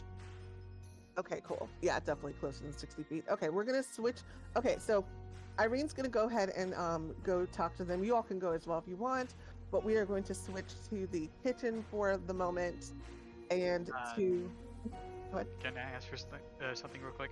While Irene and Cypress do what they're gonna do, can I go hunt for like maybe some like ceremonial swords around the mansion to do like a mock duel for me and Cypress later? Huh? Yeah, sure. So, you're gonna during the intermission, you're going to leave and look for some swords, like some nice looking ceremonial swords, like just around the house. Okay. Yeah, you could definitely do that. Okay, so we'll come back to that after we do the kitchen, but so you kind of like slip out, of the main hall, and Irene goes to talk to Selene and Yara, and Cypress, what are you gonna do? I guess I'll prep with Toren for the duel. Okay, so you'll go with Toren to look. Okay, got it. Okay, all right. So we're gonna put that on pause for a second. We're gonna head to the kitchen. All right, so in the kitchen, Ramune and Andil. It's really it's a little bit chaotic, but fortunately there aren't that many people there. So, and also unfortunately, there aren't a lot of people there. So although people are like kind of busy running around, there are not tons of people running around everywhere. And Pierre the chef kind of brings you over and he says, okay, you two are the waiters, you and you and you.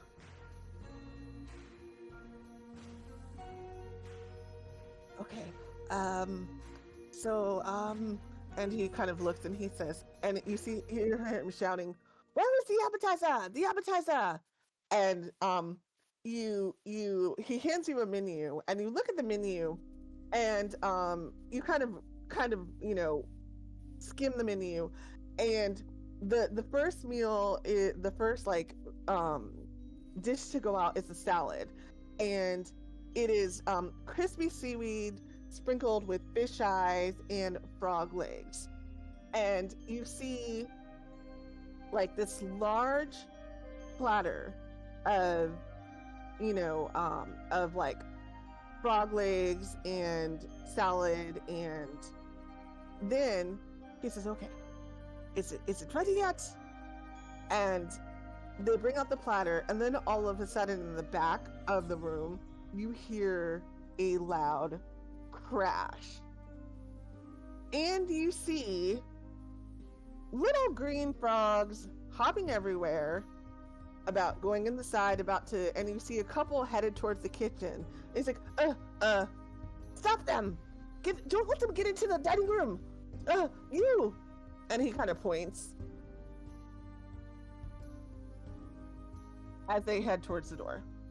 Yeah, Andil would definitely try to stop that from happening.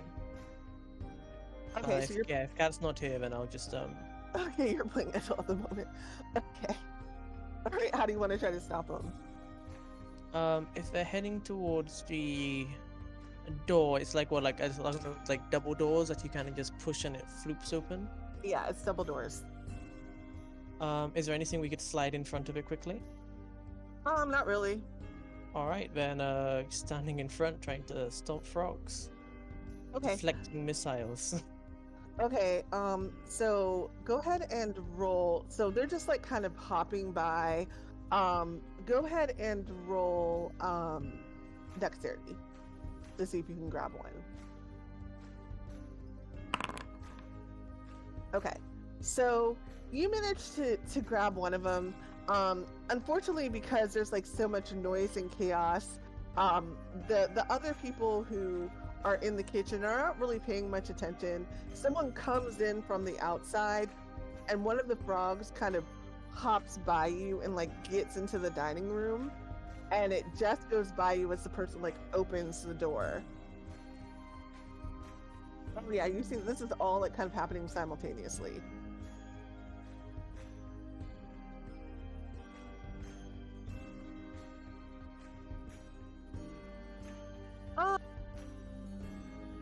Let's see. So explain to me, how exactly would that work?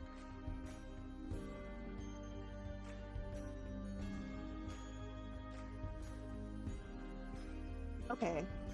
We're gonna have to talk about this a little bit more, but for now we'll do it. Okay. Go ahead and so you're just gonna grab the frog and like pull it towards you, right?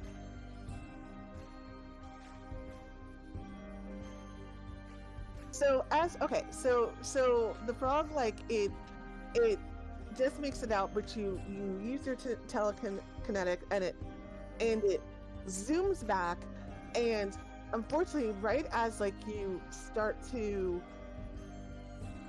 make it come back toward you, somebody like walks right in its path, and so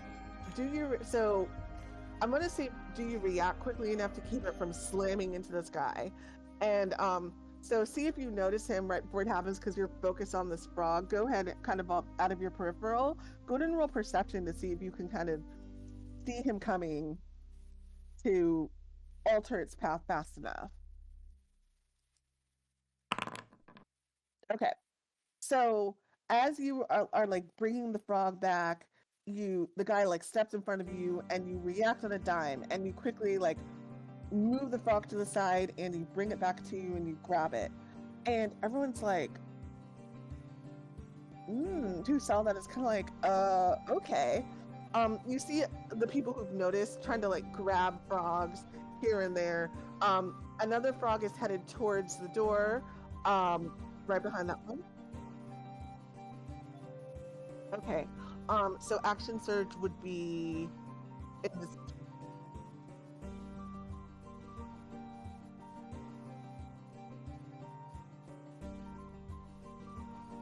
Okay. And how many telekinetic movements do you have? Okay. Got it. Okay, got it. Okay, so you're gonna try to grab it. You're not gonna try to move it back to you. Okay. Gotcha. Okay, so you try to stop it, and it just What I works, right? Go ahead, Irene. What I would advocate for Andil can flurry of blows. That's 3 unarmed strikes in one action. Okay. Or even if it's just, bonus action unarmed strike, or, if there's enough frogs that warrant a flurry of blows, he probably would. So yeah, he could, hypothetically knock out 3 frogs. Okay. So yeah, I would. so there are a few that you can get that aren't quite as close, but they're kind of like starting to separate a bit. Let's go to the one that you grabbed. So you go ahead and you stop this frog in its tracks, and as you stop it, like someone who was also trying to grab it, he like jumps at it and he misses it because it stopped like all of a sudden, like because he kind of anticipated the hop, but he like moved forward, and so he like jumped on nothing, and he like looks back at you and is like, what? And he just shrugs, and he like gets back up and brushes himself off. And so Andil, you're gonna stop a few of them, right? So you're gonna do flurry of blows, just to kill these frogs. Yes. Okay, cool. All right, go ahead and roll for that. I still can't roll yet. I'm not back at my computer. Okay, Jono, let me give you. Is it attack rolls? Is it dex? Well, I'll give you. Oh wait, don't you have I can see the sheet. Yeah. Okay, yeah. So I think it's dex, right? Yeah. If it's just dex to stop them as opposed to like attacking them. Okay. Yeah, go ahead.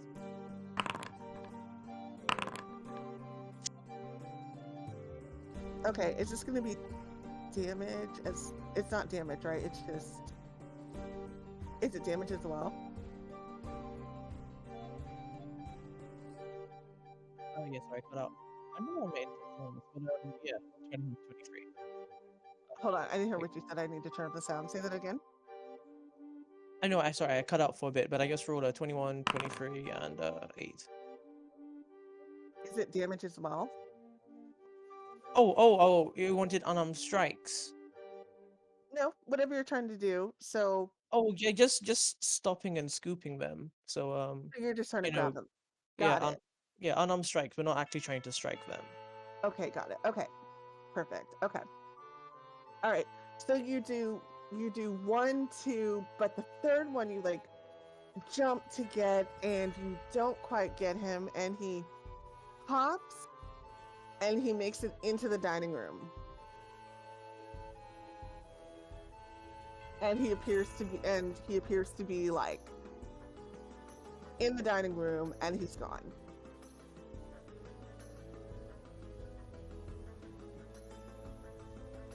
What do you want to do about that? Cat, you here? What was the question? So one of the One- frogs that's made it into the dining room, he was miss. I'm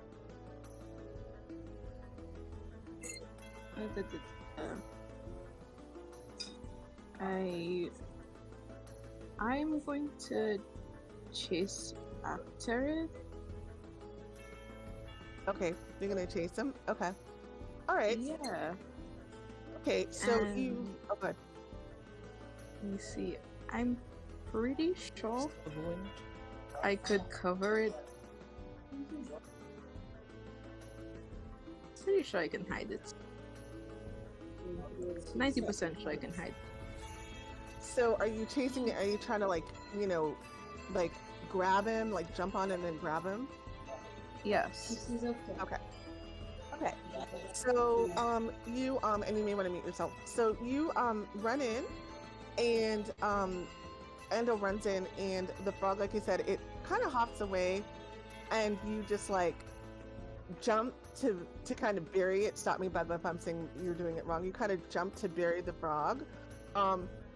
Jonno, go ahead and roll again. We're doing a lot of dex rolls today, but go ahead and roll dex to see again if you get it. Oh, okay, Nat yeah. 20. So you just like, kind of like really spry and dexterously like jump in, just leap out and snatch the frog before it goes into the table. This is going to go to something very interesting if you missed it, but you got it. And you grab the frog, you don't even hurt it, you pick it up in your hand, and it's like, come here, you, and you take it back into the kitchen. Okay, so got lucky with that one, but all of you, so the frogs seem to be pretty much under control, and you all are kind of, and other people have grabbed frogs too, you're kind of bringing them back, and you see Pierre, and he's standing there, and he's like, I saw live frogs in the kitchen? And he kind of seems like he's okay. Put them in the back, and get out the salad. We're late. And he like shoves you all in the direction of the salad bowls or the salad platters, and he wants you to serve about 10 tables of salad. So, okay, so we are going to, and yeah, we definitely need to talk about the telekinetic. I keep saying we're going to talk about that. And it has to come up to anything serious yet.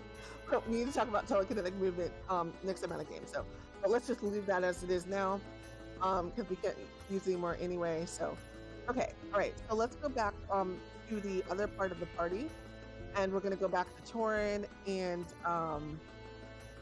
Cypress looking for swords. Yeah, we're trying to find something like rapiers or anything, but like, Cypress, do you have a longsword? I do not. Maybe Irene brought theirs. I mean, my usual equipment has 2 short swords in it. Yeah, it's like I'm trying to find rapiers, but if we can't, then Irene, we might need to borrow your short swords. That works for me. Yeah, not Okay. a problem. So they're looking for the rapiers. Go ahead and roll. So you're gonna look for rapiers first, right? If we can. Okay. I mean, there seems to be nobody really paying attention. You are able to get out of the party and into a hallway. There's a bunch of rooms. There's some, people kind of milling around, but they are house staff. And so as you kind of, I guess you're kind of like looking in the rooms to see if you can see anything, or did you want to ask someone? I'll ask one of the staff. Okay, so you go, you're looking around, and you kind of walk up to a guy who is, he appears to be just, walking down the hall, maybe going someplace particular, but he's headed to the party. And so I'm assuming this is the person that you go in and stop, and oh, hello. Yes, may I help you? The party's over there. And he like kind of points you back to the party. Oh no, we were hired for entertainment. He says, okay, the stage is over there. Yes, but we don't have dueling swords. We need like rapiers or anything. Is there anything around the house we could use? And he kind of raises his eyebrows and he says, did you get permission to use the madame's items for this performance? We can't find her, otherwise we would have asked. But if it's better to ask for forgiveness than for permission. Go to a persuasion.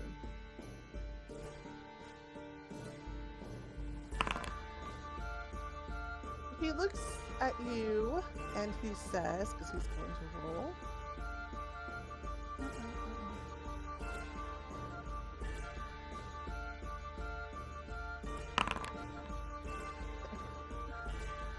He looks at you and he says,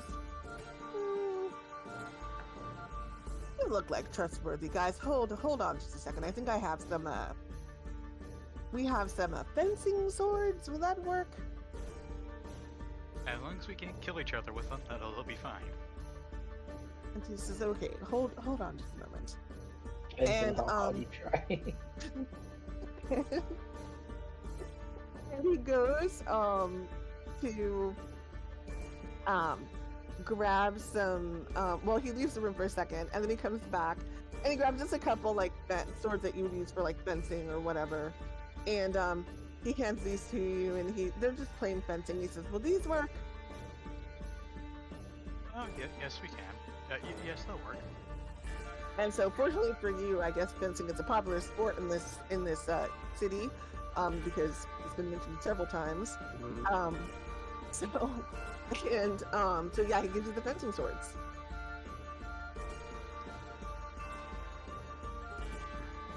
And he says, and he looks at you and he says, yes, return these when you're done. And he just like kind of scurries off back towards the hall. I'm honestly surprised that worked, considering. He rolled pretty low, so you managed to convince him. I'm saying this more to Cypress. You're thinking, oh, got it, okay. I'm sorry, what was the question? I was like, after convincing him to give us the swords, like, I am shocked that worked. Oh yeah, me too. You didn't seem that convincing to me, but I think I might just be used to your charm by now. Alright, well, anyway, let's, and I kinda give the two swords a mark to make them glow a little bit. Okay.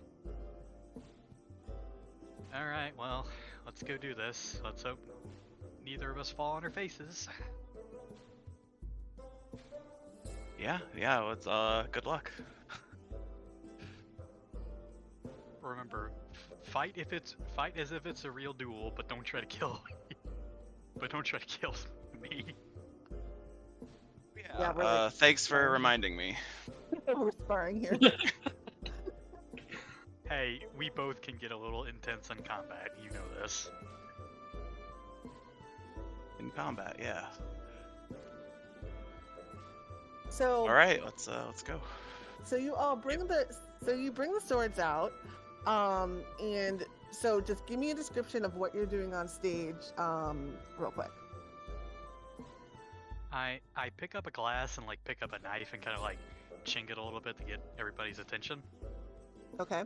And before I need to handle the ballerina too. Irene, the ballerina would still be up because I think that's what, like 10 minutes or something. 10 minutes, yeah. Yeah. So it's, I mean, they weren't gone for very long. Yeah. So okay. So you just take the ballerina down, then I'd assume. Yeah, I'll have it like bow and like flourish towards them and present Toren and Cypress coming in, and it's a feat. And everyone's like, oh, and you can hear like a kind of sound of wonder in the crowd, and as it kind of fades away, okay, and Toren kinks the glass and everyone kind of looks up. And what do you say? I was like, I pull out my rapier with a flourish and I kind of gesture towards Cypress with my glowing golden rapier. Mhm. I'll say we are going to wow you with our elegant swordplay. And so the crowd like starts like you hear like a polite like clap, like just kind of like a polite clap, and so the crowd kind of looks and says, by the way, while this is happening, the salad courses are being served, and so Ramune and Andil are both, you see them kind of serving salad as you go at each of the tables, averting disaster with frogs being let loose in the dining hall. And so then you all start to describe to me what you're doing as you have their attention. So describe to me what you're doing in the sword play.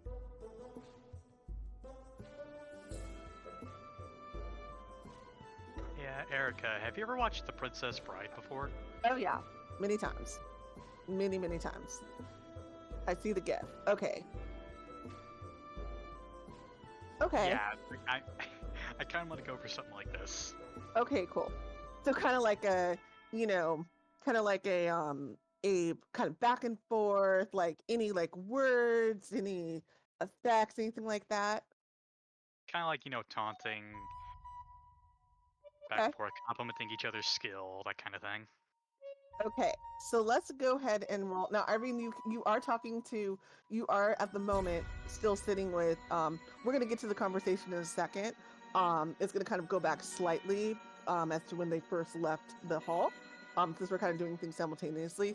But at this moment, okay, are you still sitting with the two of Celine and Yara? Do you want to get up on the stage and get involved? Like, what did you want to do? Or did you want to do something from off the stage?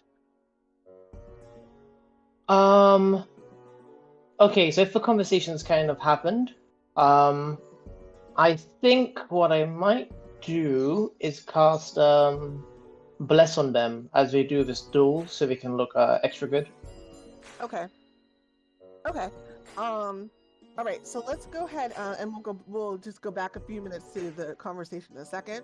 So, okay, so go ahead and roll performance, and both of you with advantage, because you had them very enraptured with the ballerina, so you're still pretty much have their attention. Okay, got it, Ramune.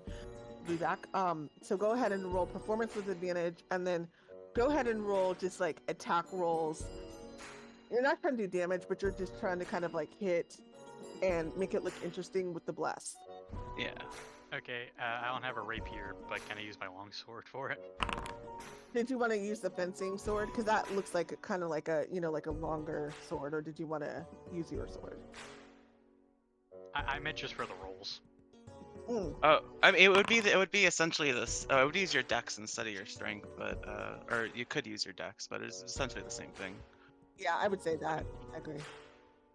Okay, so I'll just use the longsword and then. Okay, go ahead. I'm for not the rolls, proficient, amazing. so I have to do a custom roll. Gotcha. All right, so performance, we got those. Go ahead and do the attacks. Please. Okay. Okay. So,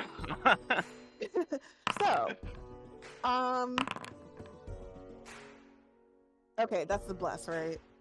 And that's added to the. Okay, got it. So Okay. a 7 and a 19 and a 20. That's more for the. I think that's for the performance rolls, actually.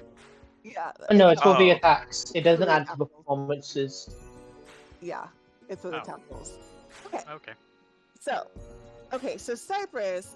So first, you get up and you're both like, okay, on guard, and you try to do it, and you do this like kind of like over the top, like swashbuckling, type of voice, which people are kind of like, okay.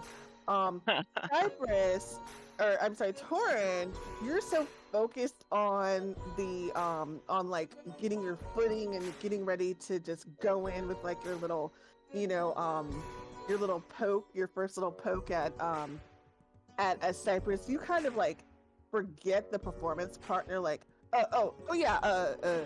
guard, whatever. Okay, fine. And you look at him and you. Oh, go ahead. I was like, I rolled a 17 for the performance because we have advantage on that. You did the. Oh, sorry. I was looking at the. Oh, okay. Yeah, Okay, Toren that was aced it all easy. around, You did- Okay, sorry. Okay, so you pulled making me your look sword like a up, fool. and you're like, okay, no, I like this even better. For some reason, I was looking at the 4, not the 17, because of the one roll that you did. So you hold your sword up, and you're like, on guard, and everyone like looks and you kind of start to fight. You kind of start to do the back and forth, and you're just like twirling your sword over your head, and you say, okay, who wants the Goliath to win? And you hear like a and the dwarf, and you hear a and you hear like this uproarious applause, and you're like, okay. And then you start to like go back and forth, and a little bit offended and thrown off by the crowd cheering so loudly for Toren, definitely gets off balance, and you kind of give him like a little right and left, and by the end of it, you definitely get Cypress off balance, and he falls, and you pretend to put the sword at his throat, and you're like, ha ha, and like you've won the first one, and you kind of go back a little back and forth. Cypress is annoyed, a little bit gassed, and you get the better of him again. But the audience does seem to be entertained, and that's the main thing. You're keeping the audience's attention. You look in the crowd and you see the children clapping and like, go dwarf, go dwarf. And some people are cheering for the Goliath, but most people are cheering for the dwarf. And you have the crowd's attention. They are definitely entertained. All right, let's take a step back to Irene. You have just walked over to Yara and to Selene. Both wearing little like matching dresses, and Yara and Selene is like kind of holding Yara in her lap, and she looks at you and she says, Irene, and she says, oh, it's so good to see you. And she says, sorry about that, a little incident at the gate. I haven't talked to my parents since they pulled that. I'll let out a hearty laugh and say, the most important part is that we're okay and you're okay, and we're both equally happy to see each other here. What a pleasant surprise. And she says, yes, I don't miss Mackenzie's parties ever.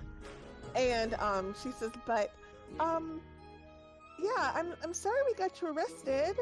And Yara said, and Yara kind of looks at her, and she puts her hand out, and she opens her hand up, and you see like a little like flower. This is minor illusion, by the way. You see a little flower come in her hand, and she like looks at you, and like a little illusion of a flower, and Selene looks at her and she says, Yara, and she says, don't no. She says, remember what we said about that? And she says, not too many people are around, and Yara kind of makes it disappear. And she says to Irene, she said she's been practicing that. She's very proud of it. But we talked about you not showing people that because you never know who's watching. And then she says, you can show Irene, but not when there people are around. And Yara kind of shakes her head. And she says, yeah, but either way, we're sorry you got arrested, and my parents, they're a little bit overprotective. I had nothing to do with that, by the way. I hope you don't think that I did. No, we figured that the political webs and all the high-strung tensions of, the city certainly caused the interference, not you personally. And she says, yes. And she says, I'm really worried. And she says, I'm worried about where that's going, but, there's nothing I can do about it. And she kind of shrugs and says, but, I see you all were hired to work at the party? Yes, we're doing a bit of networking, improving the image of gifted folks, and a job is a job as well. Hopefully, if we can have an engaging, safe, and wholesome performance, the reputation of gifted people could improve. And she shakes her head and she says, that's a really good idea. And she says, Yara? And she looks at Yara and she said, and Yara still like barely has even spoken to all. You've heard her say 2 words since you've known her. And says Yara, she says, okay.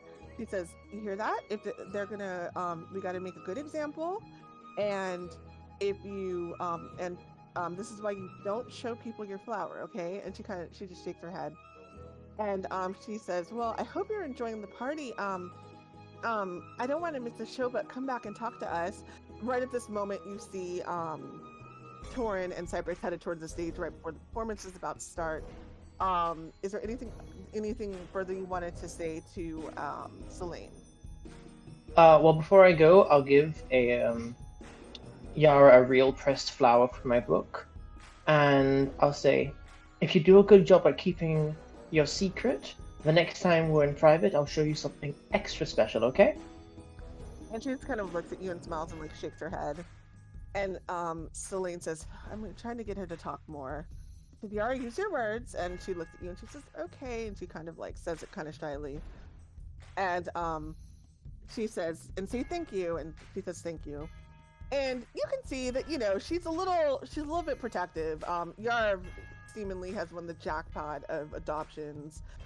So, you know, or whatever has gone on here. So, and right at that moment, like as you see them kind of talking and them going upon the stage, you see Mackenzie, and she's doing like this frantic, you know, whatever she was doing before, movement of her hands to signal to you that the mother-in-law indeed must be there. And you see this woman, and she looks like this,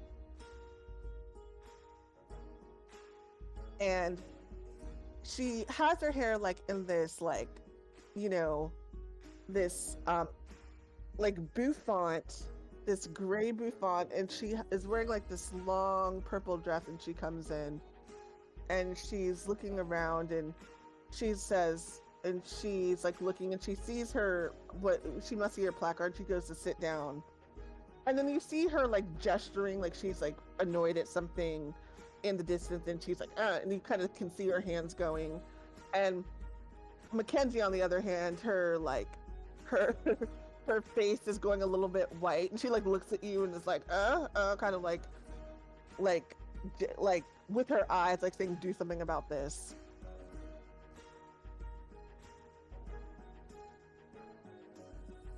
And that's what you see. Okay, so who's seeing this? So Irene, you see the mother-in-law in the distance kind of gesturing wildly, like she's upset about something, to like, you know, some random staff member, not one of the people from your party, but like a staff member. And you see Mackenzie at a distance kind of watching this, and then she looks at you and looks back at the mother-in-law. You can't hear what she's saying, but you can see that she's like excited about something. Oh, well, I'll make a beeline to her. Okay. As you walk towards her, you hear her talking, and she says, and you see the source of the problem, and you see her, and she's looking at the wait staff, and she says, "You know, and she's holding out her coat, and she says, "Nobody took my coat at the door," and she holds it out, and she says, "You can never find good help around here. My coat should have been taken immediately. I should have been offered a glass of wine. What is this? How many people do you have working here?" And you just hear her like going on and on and on about that. I'd like to take her coat as soon as I physically possibly could, like even you know, mid talking, you know, just politely slide it out of her hand. And she says, "Are you new?" Why, yes. And your reputation precedes you. I was told to give you the finest of care, miss. I'm terribly sorry that hasn't happened as yet. She says, And she says, Where's Frida? I like her. The little maid girl. Is she off today?" You have no idea what she's talking about, clearly. Oh, if I recall correctly, she should be inside if you'd like to join us. I think she has something prepared for you.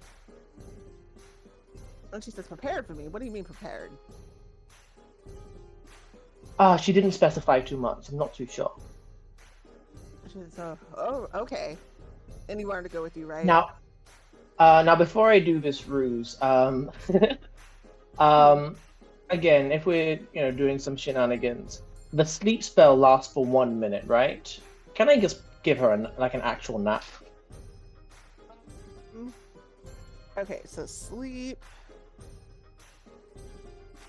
I mean, it's not gonna work with the sleep spell.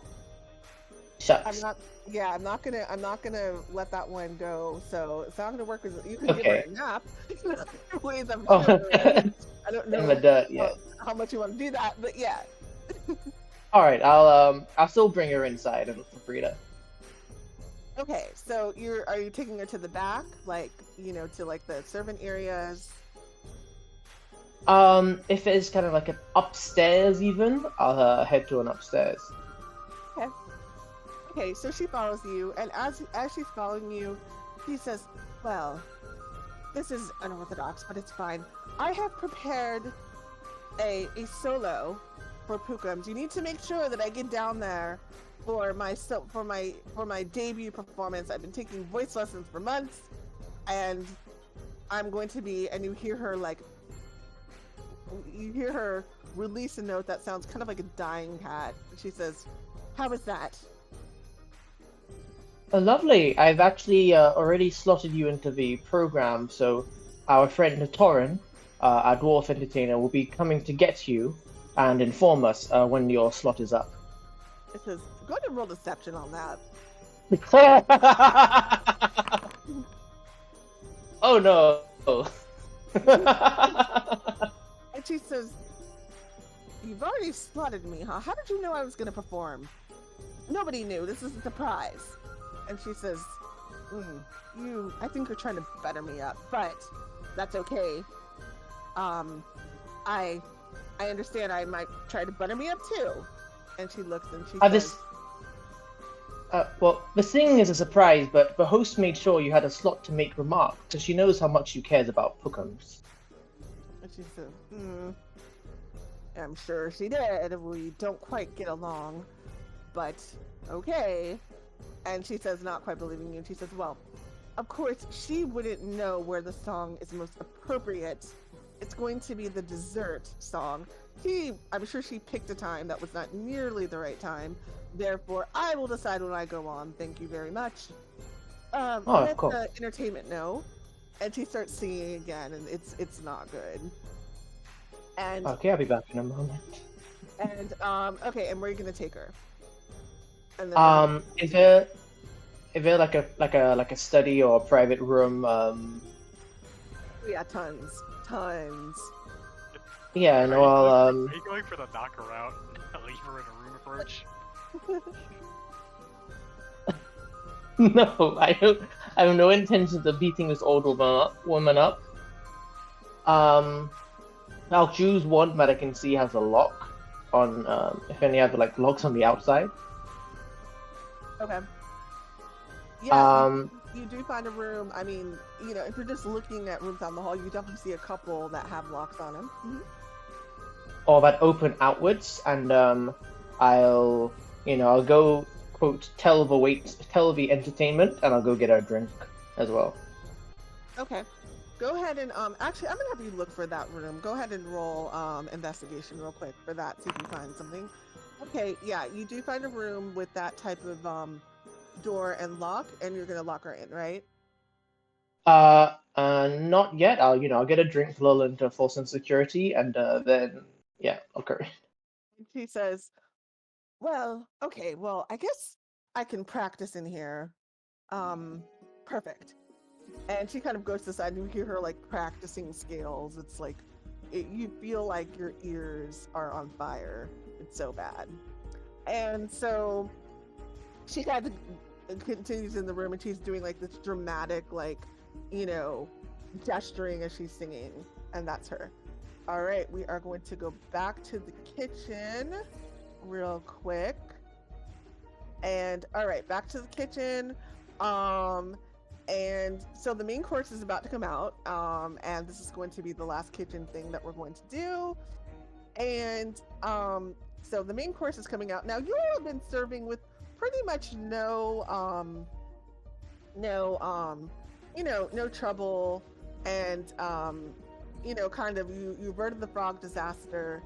And Pierre, you see him and he just is looking stressed.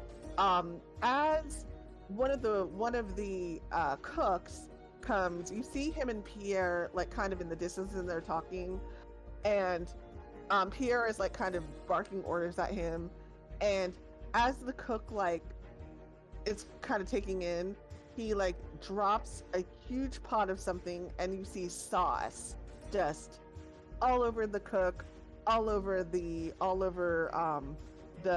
cook, all over Pierre the chef, and he's like, "You spilled the sauce," and he says, "We have nothing to put on the pasta," and he says, "I quit, I quit, I quit," and the guy's like, you see the guy shaking his head, and he's like, "I quit," and you see him like just headed towards the entrance, and you hear the person saying, you can't quit. We have no main course.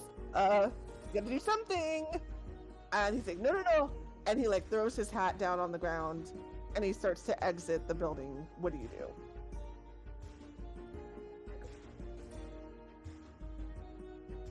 And this is for Andil and Ramune, if you can hear me.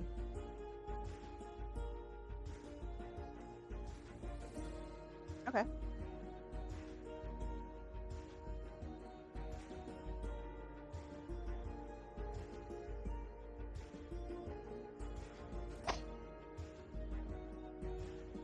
Okay. And oh god, please don't do that, Cody. It's like the worst. You would ever. enjoy it so much. Oh my god, so bad. I don't know how to do that at all. Yeah. Okay, so you're gonna walk up to him and try to talk to him. What are you gonna say?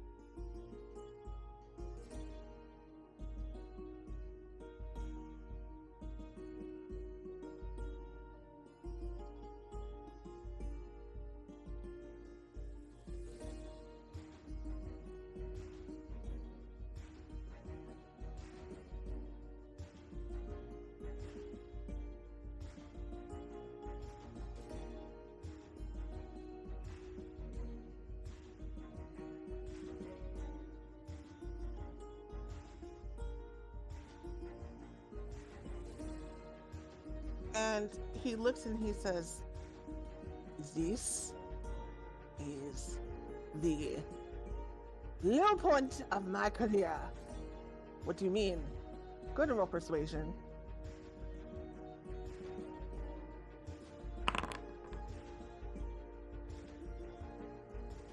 Okay.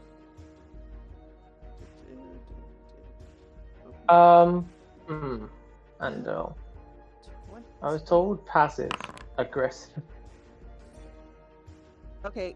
I did not mean to roll that. Huh, interesting. Oh, that's why. Okay. So what with Andil? I was told very passive and in brackets aggressive. Okay. Yes. Oh, okay. Well, Katya, you can work your magic. Sorry, I missed this situation because my mom walked in and said, "Oh, you're busy," and then she started talking to me, but at the same time she said, "No, no, never mind." And I'm like, "What?" Moms, right?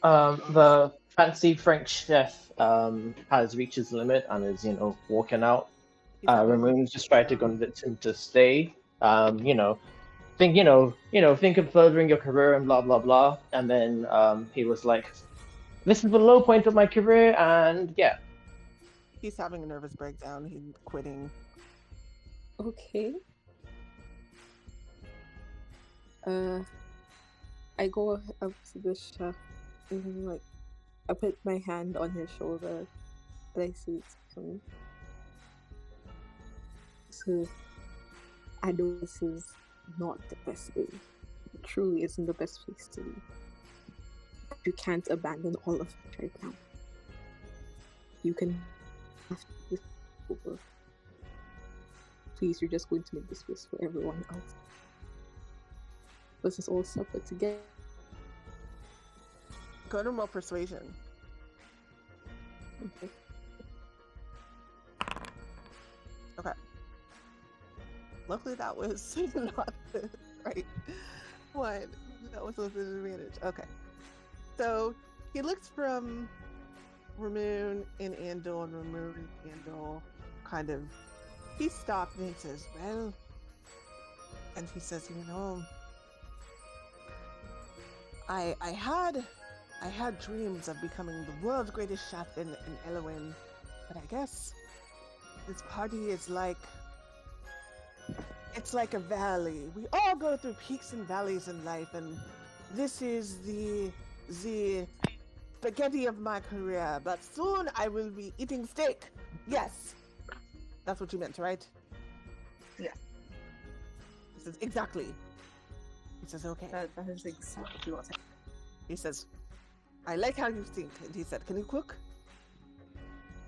Yes. He says, okay. And he says, you know what? Yeah. And he gives you like a spoon, and he's like, spoon up as much as you can in the bowl, and yeah, they won't die, right? Believe. So he's basically asking you to spoon the sauce that was spilled, put it into a bowl, and serve it that way.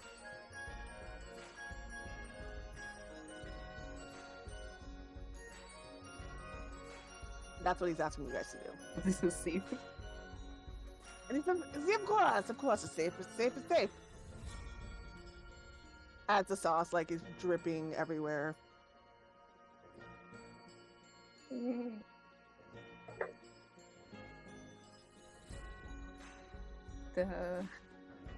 I taste the sauce before, like, it goes out? I mean, you can. Are you gonna go ahead and are you gonna do what he's saying? No, this is to both of you. This is to you too, Ramune. So he's just asked you to spoon the sauce that was spilled, put it in a bowl, and serve it. Okay, you're just gonna do it? Okay. Alright. Okay. Alright. So you... I have ethical issues. Go ahead.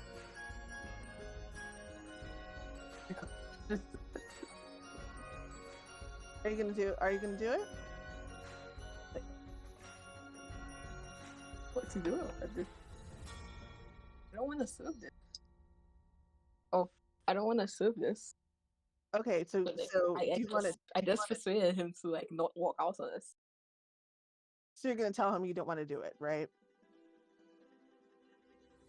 I'm just gonna put the spoon down and walk away. Okay. So I'm not walking out. I'm just stepping away from the situation. Okay. So Andil steps away from the situation, kind of doesn't listen, and he doesn't really notice. But Ramune, you spoon up as much as you can, and he says, "Okay, thank you." And he put it back in the pot. He goes and he throws it on like a bunch of dishes, and he adds water. He like stirs it to make it go further, and he like throws in like some salt and pepper, like just throwing stuff in. He's like, "Okay, this works," and he like throws it on, and he sends it out. Okay, so you have successfully stopped him from quitting, and he's having you serve the food. Okay, so we are going to go to our last thing. Andil, is there anything else you want to do, by the way? No. So you're just going to serve it. I mean, you didn't participate in spooning it up, right? But you're still going to just serve the food, right? You're going to bring it out. What did you say? Are you still going to bring it out, even though you didn't participate in like spooning it up and putting it back on the pasta? You're still going to serve it, right? After it's already prepared. I'm going to serve it, but I'm going to casually tell some people like might not want to eat all of that. Go ahead and do persuasion with disadvantage because they have no clue what you're talking about. Okay. They kind of like nod, but you don't quite know if they're gonna do it or not, so we'll see. But yeah, the pasta goes out. Nobody in the kitchen, nobody in the dining room appears to know what's wrong. We are going to go back to the entertainment and to the main hall. Everybody is in the hall. Now, Irene, you put the mother-in-law in the room, and everybody is eating their dinner. And at that point, you hear a loud, "May I have your attention, please?" And Mackenzie. Oh, Go ahead. Before I forget, I'm not actually leaving the mother unattended. Gotcha. I'm gonna keep an eye on the door just in case. I'm not gonna like go finagle the party. I'm on duty. Okay, perfect. So mother-in-law is in the room, but you are watching the door. Okay, so we'll remember that. Okay, so you hear this, okay, because it's pretty loud, and you hear Mackenzie. Now, the guests of honor, and you kind of hear, and so Toren and Cypress, you both are, you finish your performance, you're kind of like, I guess in the party, and you hear some people kind of whispering like, "Where's Pookums?" and things like that. You kind of get through the chatter of the room that Pookums was getting ready, and so Pookums is fashionably late for the party, and Mackenzie says, "The guest of honor, Pookums," and you hear like the cheering and clapping and everything, and then you see, you hear that the band like kind of starts to play this fanfare, and you see two people walking down carrying a pillow, and on the pillow, this is what you see.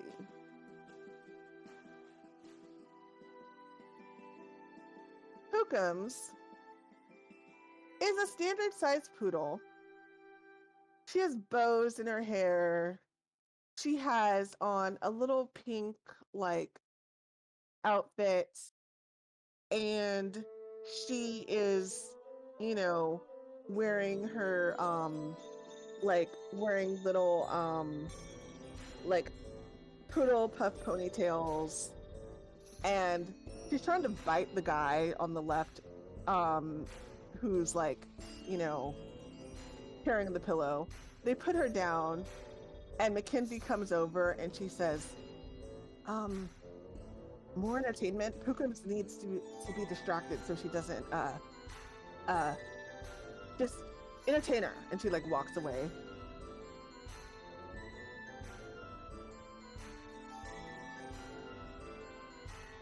Pookums is sitting on a pillow, watching, not really paying attention because she's a dog.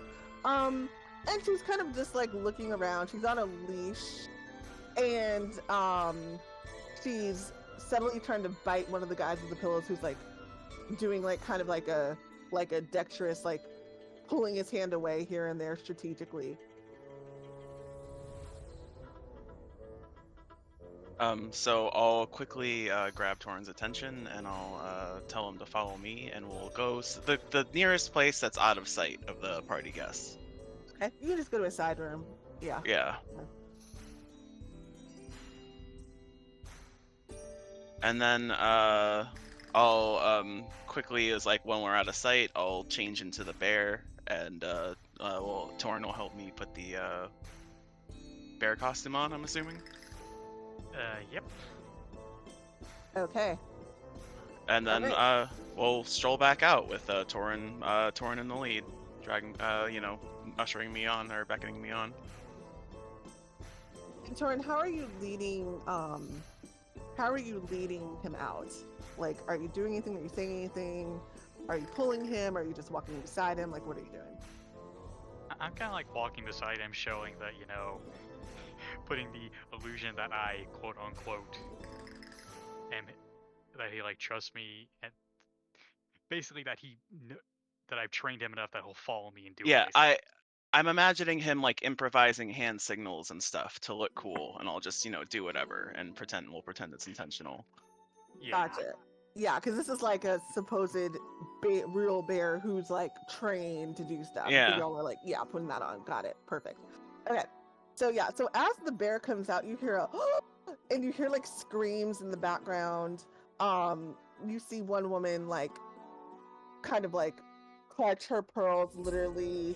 You see a guy like almost pass out. It's a little bit of pandemonium in the room, but you know, the little kids are like, yay! They're all clapping. Pukum's on the other hand has gone crazy and she's like trying to get away from the leash and run in and to attack the bear. But the leash is being held firm by her little handlers and she's not able to get away and she's like and she's like doing a little dog yap. And Mackenzie is like, Pukums! And she's like trying to get Pukums to calm down as Pukums is like trying to get away and attack the bear. You all come to the stage. What would you like to do? And so I can ask, like, everyone, meet tonight's main event of entertainment. I'd like to introduce Cody. Yeah, okay. I was trying to come up with a name here, okay? The Wonder Bear. All right. And the kids are like clapping, and Mackenzie's kind of looking suspiciously. Like you see, like she's looking at it, like, is this bear gonna attack and kill my guests? But also amused and kind of interested to see what's happening. So okay. So I'll look at Toren and he'll hear in his head, tell me to dance in my voice. And I'm just like, and it's like, I can see everyone's concern, but have no fear. This is a very friendly bear. It's like, come on, Cody, show him. Do a little dance. And I'll sort of awkwardly at first, and then with more confidence, stand up, and then I'll start like sort of moving around, like maybe like not looking like it's on purpose in first, and then it'll develop into like a slow waltz, as the bear. All right, go do performance. Okay.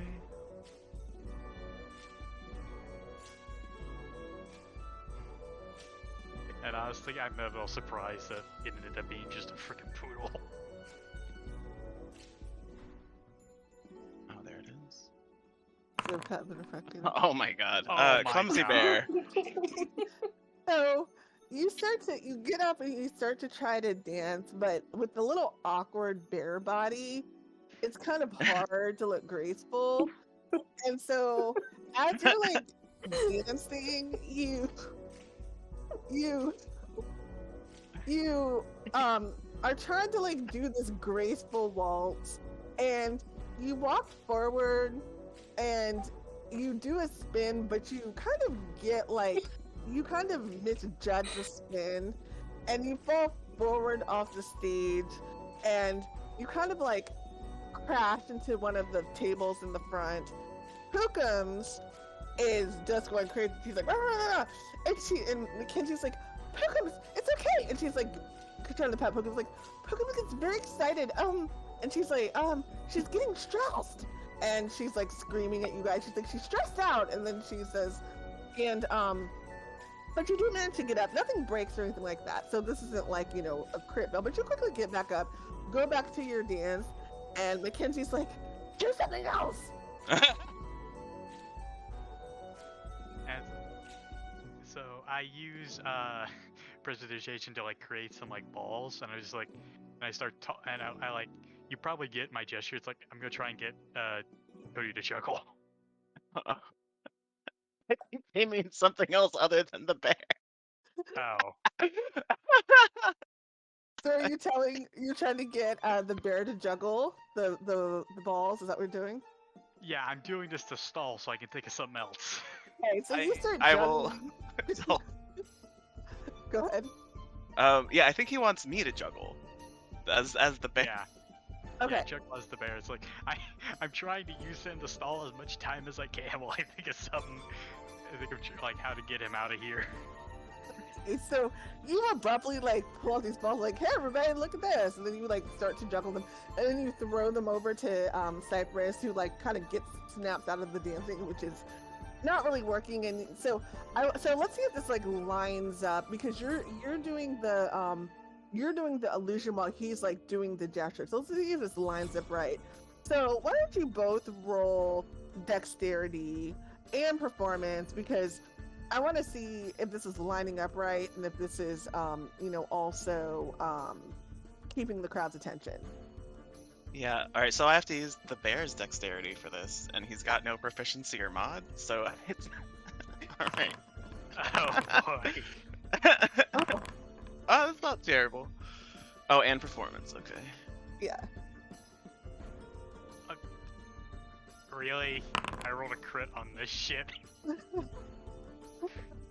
So you're like juggling very, very, kind of like very it's pretty convincing, that you're actually juggling, but the people are so distracted by the bear, Toren, that they're kind of still looking at him.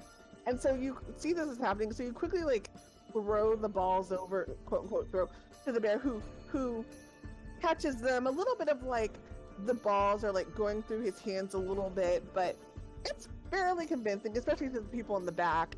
And so you start kind of like juggling the balls. You're like, yeah, and then Pilgrim's like seems to like be barking at the balls, like the balls are getting her attention. She's like barking as they're moving, but seems to have calmed down a bit. And McKinley's like petting the dog, and she says, well, at least it's not about to eat my guts. And then she says, okay. And she says, I guess this is okay. And you seem to have like, now a lot of people are still looking a little bit scared of the bear, but they're kind of like starting to calm a bit. And McKinley looks at you and she says, okay, I guess this is okay. Right at this moment, Irene, the mother-in-law, you hear her getting up and she says, okay, time for my debut. I can hear this isn't going well down there. So, out of the way. And she starts to walk by to like go down to sing her solo. Wait, she's out of the locked room? So I thought you didn't lock the room. Oh no, I locked the room and I'm watching the door to see if she breaks out. Okay. So you hear the door try, and then she like starts banging on the door. And she's like, hello! And she's like banging on the door really, really hard. She says, open this door at once. Oh, it looks like it's jammed. Let me see if I can get someone to give us a hand. And I'll like make my footsteps sound like they're walking away. Go ahead and roll deception with advantage, because she can't see your facial expressions, but she can hear you. Okay. So, okay, so she says, okay, but hurry! Hurry up! I need to sing. And, so, okay, so you walk away. And let me go ahead and do a roll for her real quick. Yeah, I'm not far away. I can still see it, but I'm just like, You can still see. Okay, got it. Okay. So you just make it sound like you're walking away, but you don't leave. Okay, cool. Yeah. Okay, that's interesting. Okay. So as you're walking away, and obviously you just walk away and don't do anything, she's no longer banging on the door. You see some people walking by the door. And it's like a couple, and this is like after a minute or so. It's a couple people walking by, and you hear a voice in the door, and she's like, "Oh, did you get it yet?" You can see you can hear the people are like, "What?" Like a little bit confused, like, "What?" And you can a conversation going back and forth where she's trying to say to them, and sorry, this is based on the rule that she got. It could have gone either way. She's saying to them, like, she's asking them, did they figure out how to get the door open? And they're confused. And you hear this kind of exchange going back and forth. What do you want to do? As soon as I see people by the door, I'm walking in and saying, very loudly, and like I'm winking at them. What's her name again? You never got her name. Oh yeah. Sorry, it's still stuck. We haven't quite figured it out yet. The person I was looking for is must have left the party already. They're kind of looking at you confused. They're not quite sure what you're getting at. Let's see, what can we do with that? Oh, go ahead. If I can, I could like, other side of the door, like literally like whisper in someone's ear, like, it's the mother-in-law. Just keep her here. You see so one of the people you see a nod of understanding, but the other one is like, go to roll persuasion. Okay. It's a bonus action to give myself a +5. Am I able to try and be extra convincing? What is the +5 coming from? My channel divinity. Yeah. Yeah, go for it. All right. So adding 5 to this. Okay, 18. Okay. So yeah, this person roll.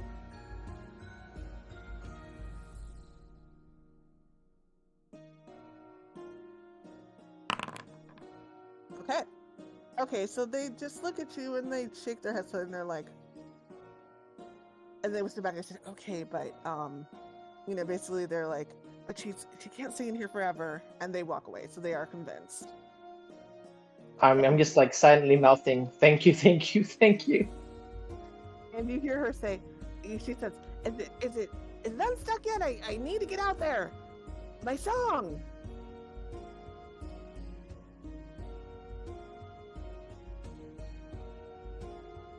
And no response, right? I'm doing what I can. Just not doing it. Okay, so we're gonna leave it at that for a second. Okay, let's do our last. So the entertainment. Let's do our last thing with the entertainment. As dessert is coming out. We won't do any. This is all gonna kind of converge on each other. So, entertainment. Is there anything else you want to do? You just semi-successfully, although not super successfully. But okay, you semi-successfully have managed to keep the crowd's attention. What would you like to do now? I have no idea on what to do next, honestly. Okay, Cypress. Ah.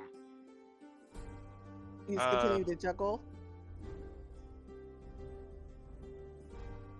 You know what? Why don't we do something with the kids? Oh god.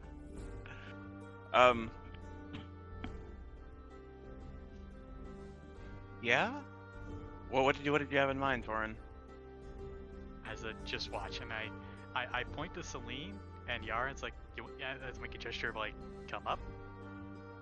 And Yara, who is like, enthralled, and she knows who you are, so she's comfortable. She like runs up, and Selene is like, go ahead. Selene knows that this is, she's seen you do this before, so she knows what this is. So she like, she just ushers it up, and Yara runs up, and she's like clapping, and she comes up to the stage. And I kind of, I pick her up and put her in Cypress's little bear arms to like show, hey, look how friendly he is. You hear a woman from the back is like, he's like, is he gonna eat her? And Celine just kind of looks at her like, no, kind of look. And Yara's like clapping, and she's just like looking at you.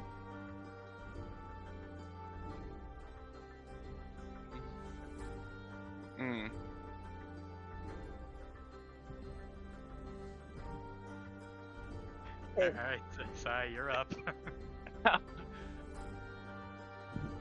I guess I'll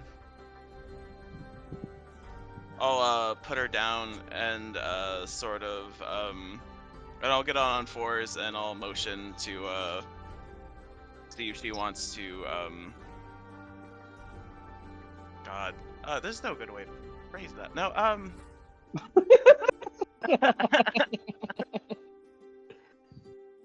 I think we all know where you're trying to say. Yeah, you want her. She can ride on top of the bear. It's fine. Right? Yeah. So she sits on top of the bear, and you don't have any she just. I mean, it's a small child. She's just sitting. Let's see if she well, what do you do? Like, do you run? Do you walk? Like, what do you do? I will carefully move, like just like slowly and deliberately around, so they can tell that I'm being careful and not Okay. She's injure gonna the roll child. to see if she stays on. Okay. But it's gonna be it's gonna be a low. I mean, she's gonna have a pretty good chance staying on because you're doing it carefully, so it's not gonna be too bad. Okay, so okay, so yeah, so you're like rolling around. She's like kind of swaying back and forth, and you know, she almost falls, but she like grabs onto you, and she's like so excited about this. So a bunch of the other kids, the other kids are looking, and a mother brings her child up, and she says, okay, and she says, Stefan is next, and like a younger child. So they're starting to line up to get bear rides. It looks like. Right at this moment, though, the kitchen, you have been instructed to bring out Pukum's cake. It is about 4 feet tall. It's going to take 2 people to carry it, and and you're both going to have to hold one side, and so you have been instructed to do this. Go ahead and if you just want to go ahead and go forward with Pierre's instructions, or do you want to do something else? And that is Ramune and Andil.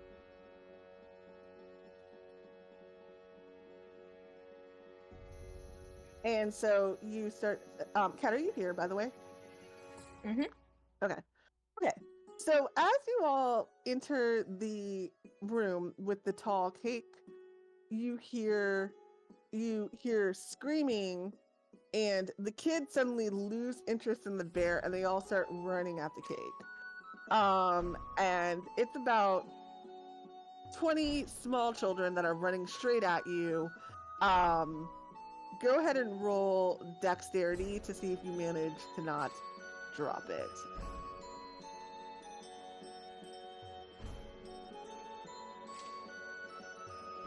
Both of you. This is a saving throw? Yep. Dex save. Okay. So, well, we got the right people to do this job. Okay. So you're surrounded by all these little kids, all these little hands like reaching up, and you manage to kind of adjust and readjust. They're like, no. And you get the cake past them fairly easily and put it on the table. And right as this is happening, Irene, you hear a bang. The door flies open, and and in the mother-in-law's hands, you see a very large hairpin. She appears to have picked the lock, and she is like zooming past you and is saying, "Going to do my solo now." And she's like just trying to zoom by.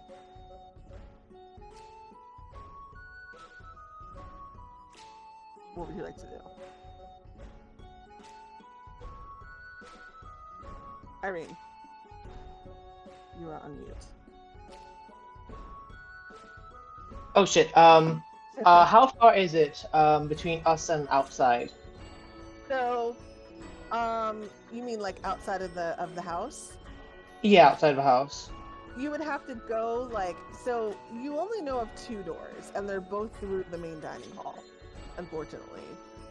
That's you only know of 2. If there are more, you are not sure. Alright, so I'll say, Oh, you did it! Here's a good luck charm to, enhance your performance, and I'll cast sleep on her. I don't yeah, I can work with a minute. Mm-hmm. So I need to roll. Go ahead. So yeah, that, unless like she's trying to stop me from casting. Well, I don't know what she's doing before, but basically, if her health is below, oh, I did that wrong. 24. She just falls asleep. Okay. So, so yeah, I mean, she would definitely fall into absolutely. She doesn't have more than 24 health. Okay, so you're doing sleep on her. Okay, so she kind of like sways over and she falls. What are you gonna do with her? I'm not telling Toren about this part. So, I suspect I will just have to take the hairpin away, put her back in the room and lock her in the room with me. Mm-hmm. Okay. Oh, go ahead. Sorry. Yeah, because I'm basically gonna say, when she wakes up, I'll be like, oh my gosh, you overexerted yourself so much, you fainted. And she's gonna say like, oh, and she wakes up after a minute and she's gonna be like, oh, did I? Go ahead and roll deception. Okay. God, I am lying out my ass today. Jesus. Okay. And she looks at you and she says, I've never fainted before. And she looks at you and she says, I mean, it's such a special occasion. Totally. And she says, I don't know what happened, but I don't believe I fainted. I need to get up there. She doesn't seem to be getting up though. I'll say I'm versed in health and medicine. I do a lot of work with the youth and people of all ages. I can't, in good faith, let you go off and exert yourself after seeing what happened to you. And she kind of says, okay, well, at least fine. I guess you're right. I don't think that I should further exert myself. But she says, maybe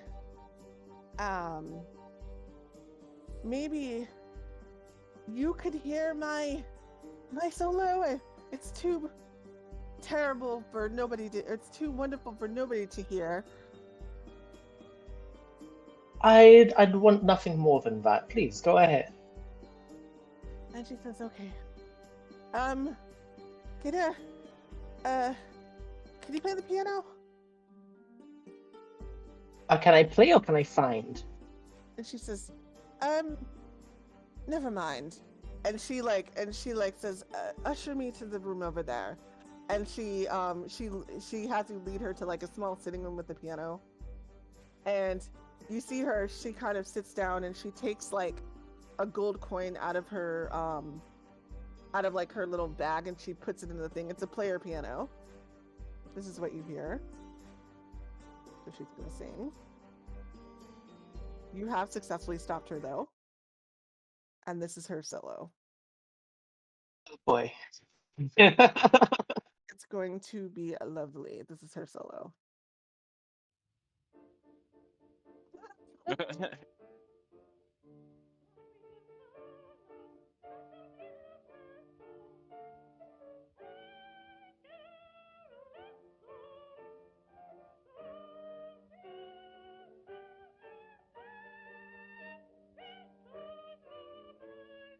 She's putting like all of her gusto and her dramatics in as the words float out of her mouth.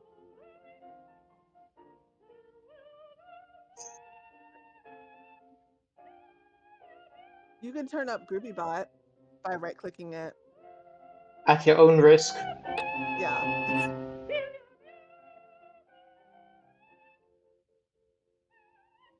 Erica, when did you have time to record this?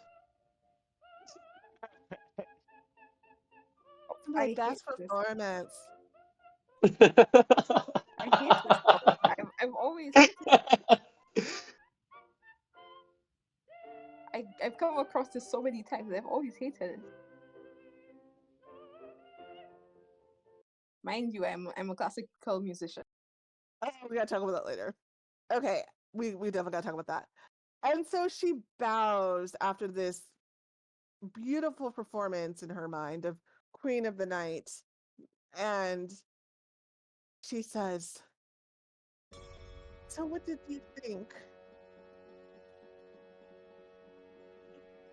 I can tell you put a lot of effort into crafting this performance. And she's like, thank you, my dear. And she says, thank you. Well, maybe next time. And she kind of gives you a pat. And we are done. Oh, you guys did a pretty good job at the party. I will say you did pretty good. Okay, so we are going to calculate up your pay. So, we're gonna go ahead and stop the music. And as everybody leaves, McKinley comes up to you and she just looks at you all and she says, okay, and she looks at you all and she says, okay, so that was interesting, but the food was okay. I don't know what happened with the main course though. A couple of people I think got sick, but I suppose that's not your fault. I guess. She kind of looks at you and she says, any issues with the food handling in the back? There And she's was. and she says, what is that? What? I did try to warn people. There was an incident we would have potentially lost the chef completely.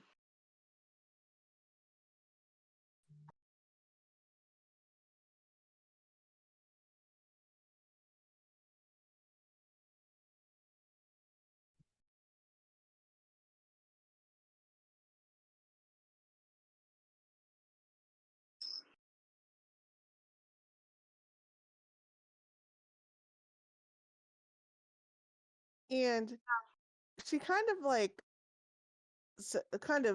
considers this and says, well, whatever. A couple of people getting sick.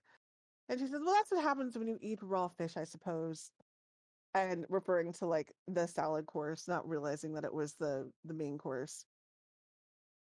And she says, okay, entertainment was okay. I started out really good. It kind of went a little bit downhill, but it was fine. I guess people were entertained enough. And so she hands out the money. So for a total, let's see, what was our total that she was gonna give you? Hold on, let me look. I know what the bonuses are. Let me just check something real quick. Where is my okay. Look at my notice board. Yeah, it was 25 gold. Okay. So she gives you the 25 gold for the party in general.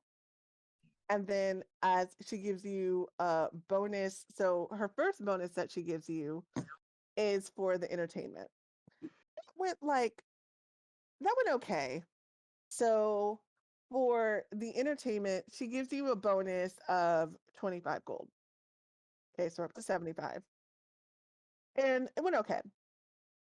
She gives you a bonus for the food, which went fairly well. I mean, pretty much almost off without a hitch, apart from the couple of people getting sick, but she doesn't think that is, your fault. So for that, she gives you 100 gold. Mm. For the mother-in-law, she kind of looks at you and she looks at you all and she says, I have never had such a peaceful party in my life, whatever you did. And she seems to like you. And she looks at Irene, and the mother-in-law is just, chatting like happily with Frida, the person apparently who she, likes the wait staff. She says, and she says, she was she seemed to she talked about a little bit. She mentioned how you took care of her when she got sick earlier, and you I think you also stopped a performance. And she says, um, and she like reaches into her bag and she pulls out 200 gold and gives you that Oh, for keeping the mother-in-law completely out of the picture, completely but her hair on suspended. her head was harmed. Yeah, man. So you did really well with the mother-in-law. So, and that is that. All right, we are right at 3. So we will pick up right at the ending of the party um next week, which is the 13th. Okay. So we'll pick up there. Yep. Mm-hmm. Yep. Yep. 75 per person. Damn. Mm-hmm. Yeah. You guys actually did really well this you guys overall did really well this party. There was a lot of things that could have gone wrong. You averted 95, almost 100% of them. So, yeah. And I think the big problem was the mother-in-law. Say it again. I said I think the big problem was the mother-in-law. Well, you averted the frogs getting loose in the party. You averted the cake falling over. You did pretty well with the entertainment. And you also averted the mother-in-law entirely. So, yeah, you guys did really well.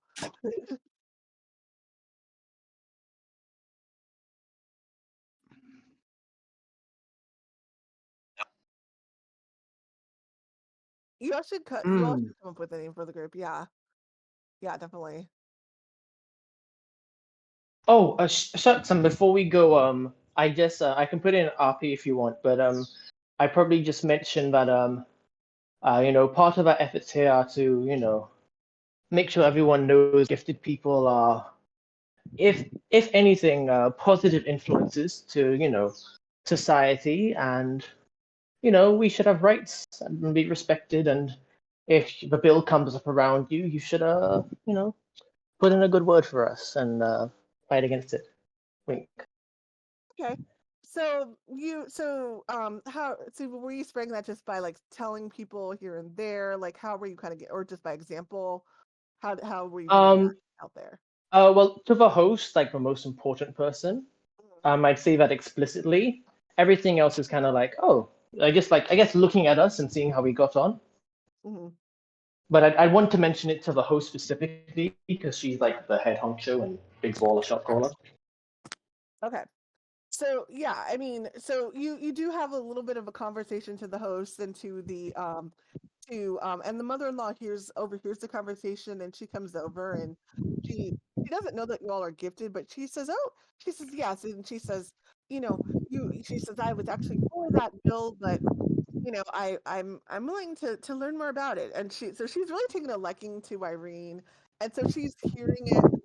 They both actually seem to have been for the bill, but they seem to be open to the conversation. And so you don't know if you've thoroughly convinced them, as it's very hard to convince people, to kind of go against their political thoughts, but you've definitely opened their minds. They hear what you have to say.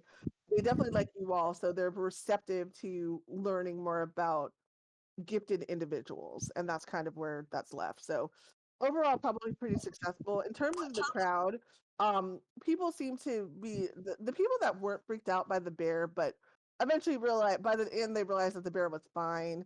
Um, seem to have a bit of mixed reviews, but nobody worse. It seems to be either neutral or good. So overall, you think you did a pretty good job. Um, you do you do hear you do hear McKinley kind of mention something about a town hall meeting later, and that she will put in a word for you guys. Not. So not bad. Pretty good. Pretty good. Yeah. You guys made a decent impression. Okay, so we will stop it there. I'm gonna go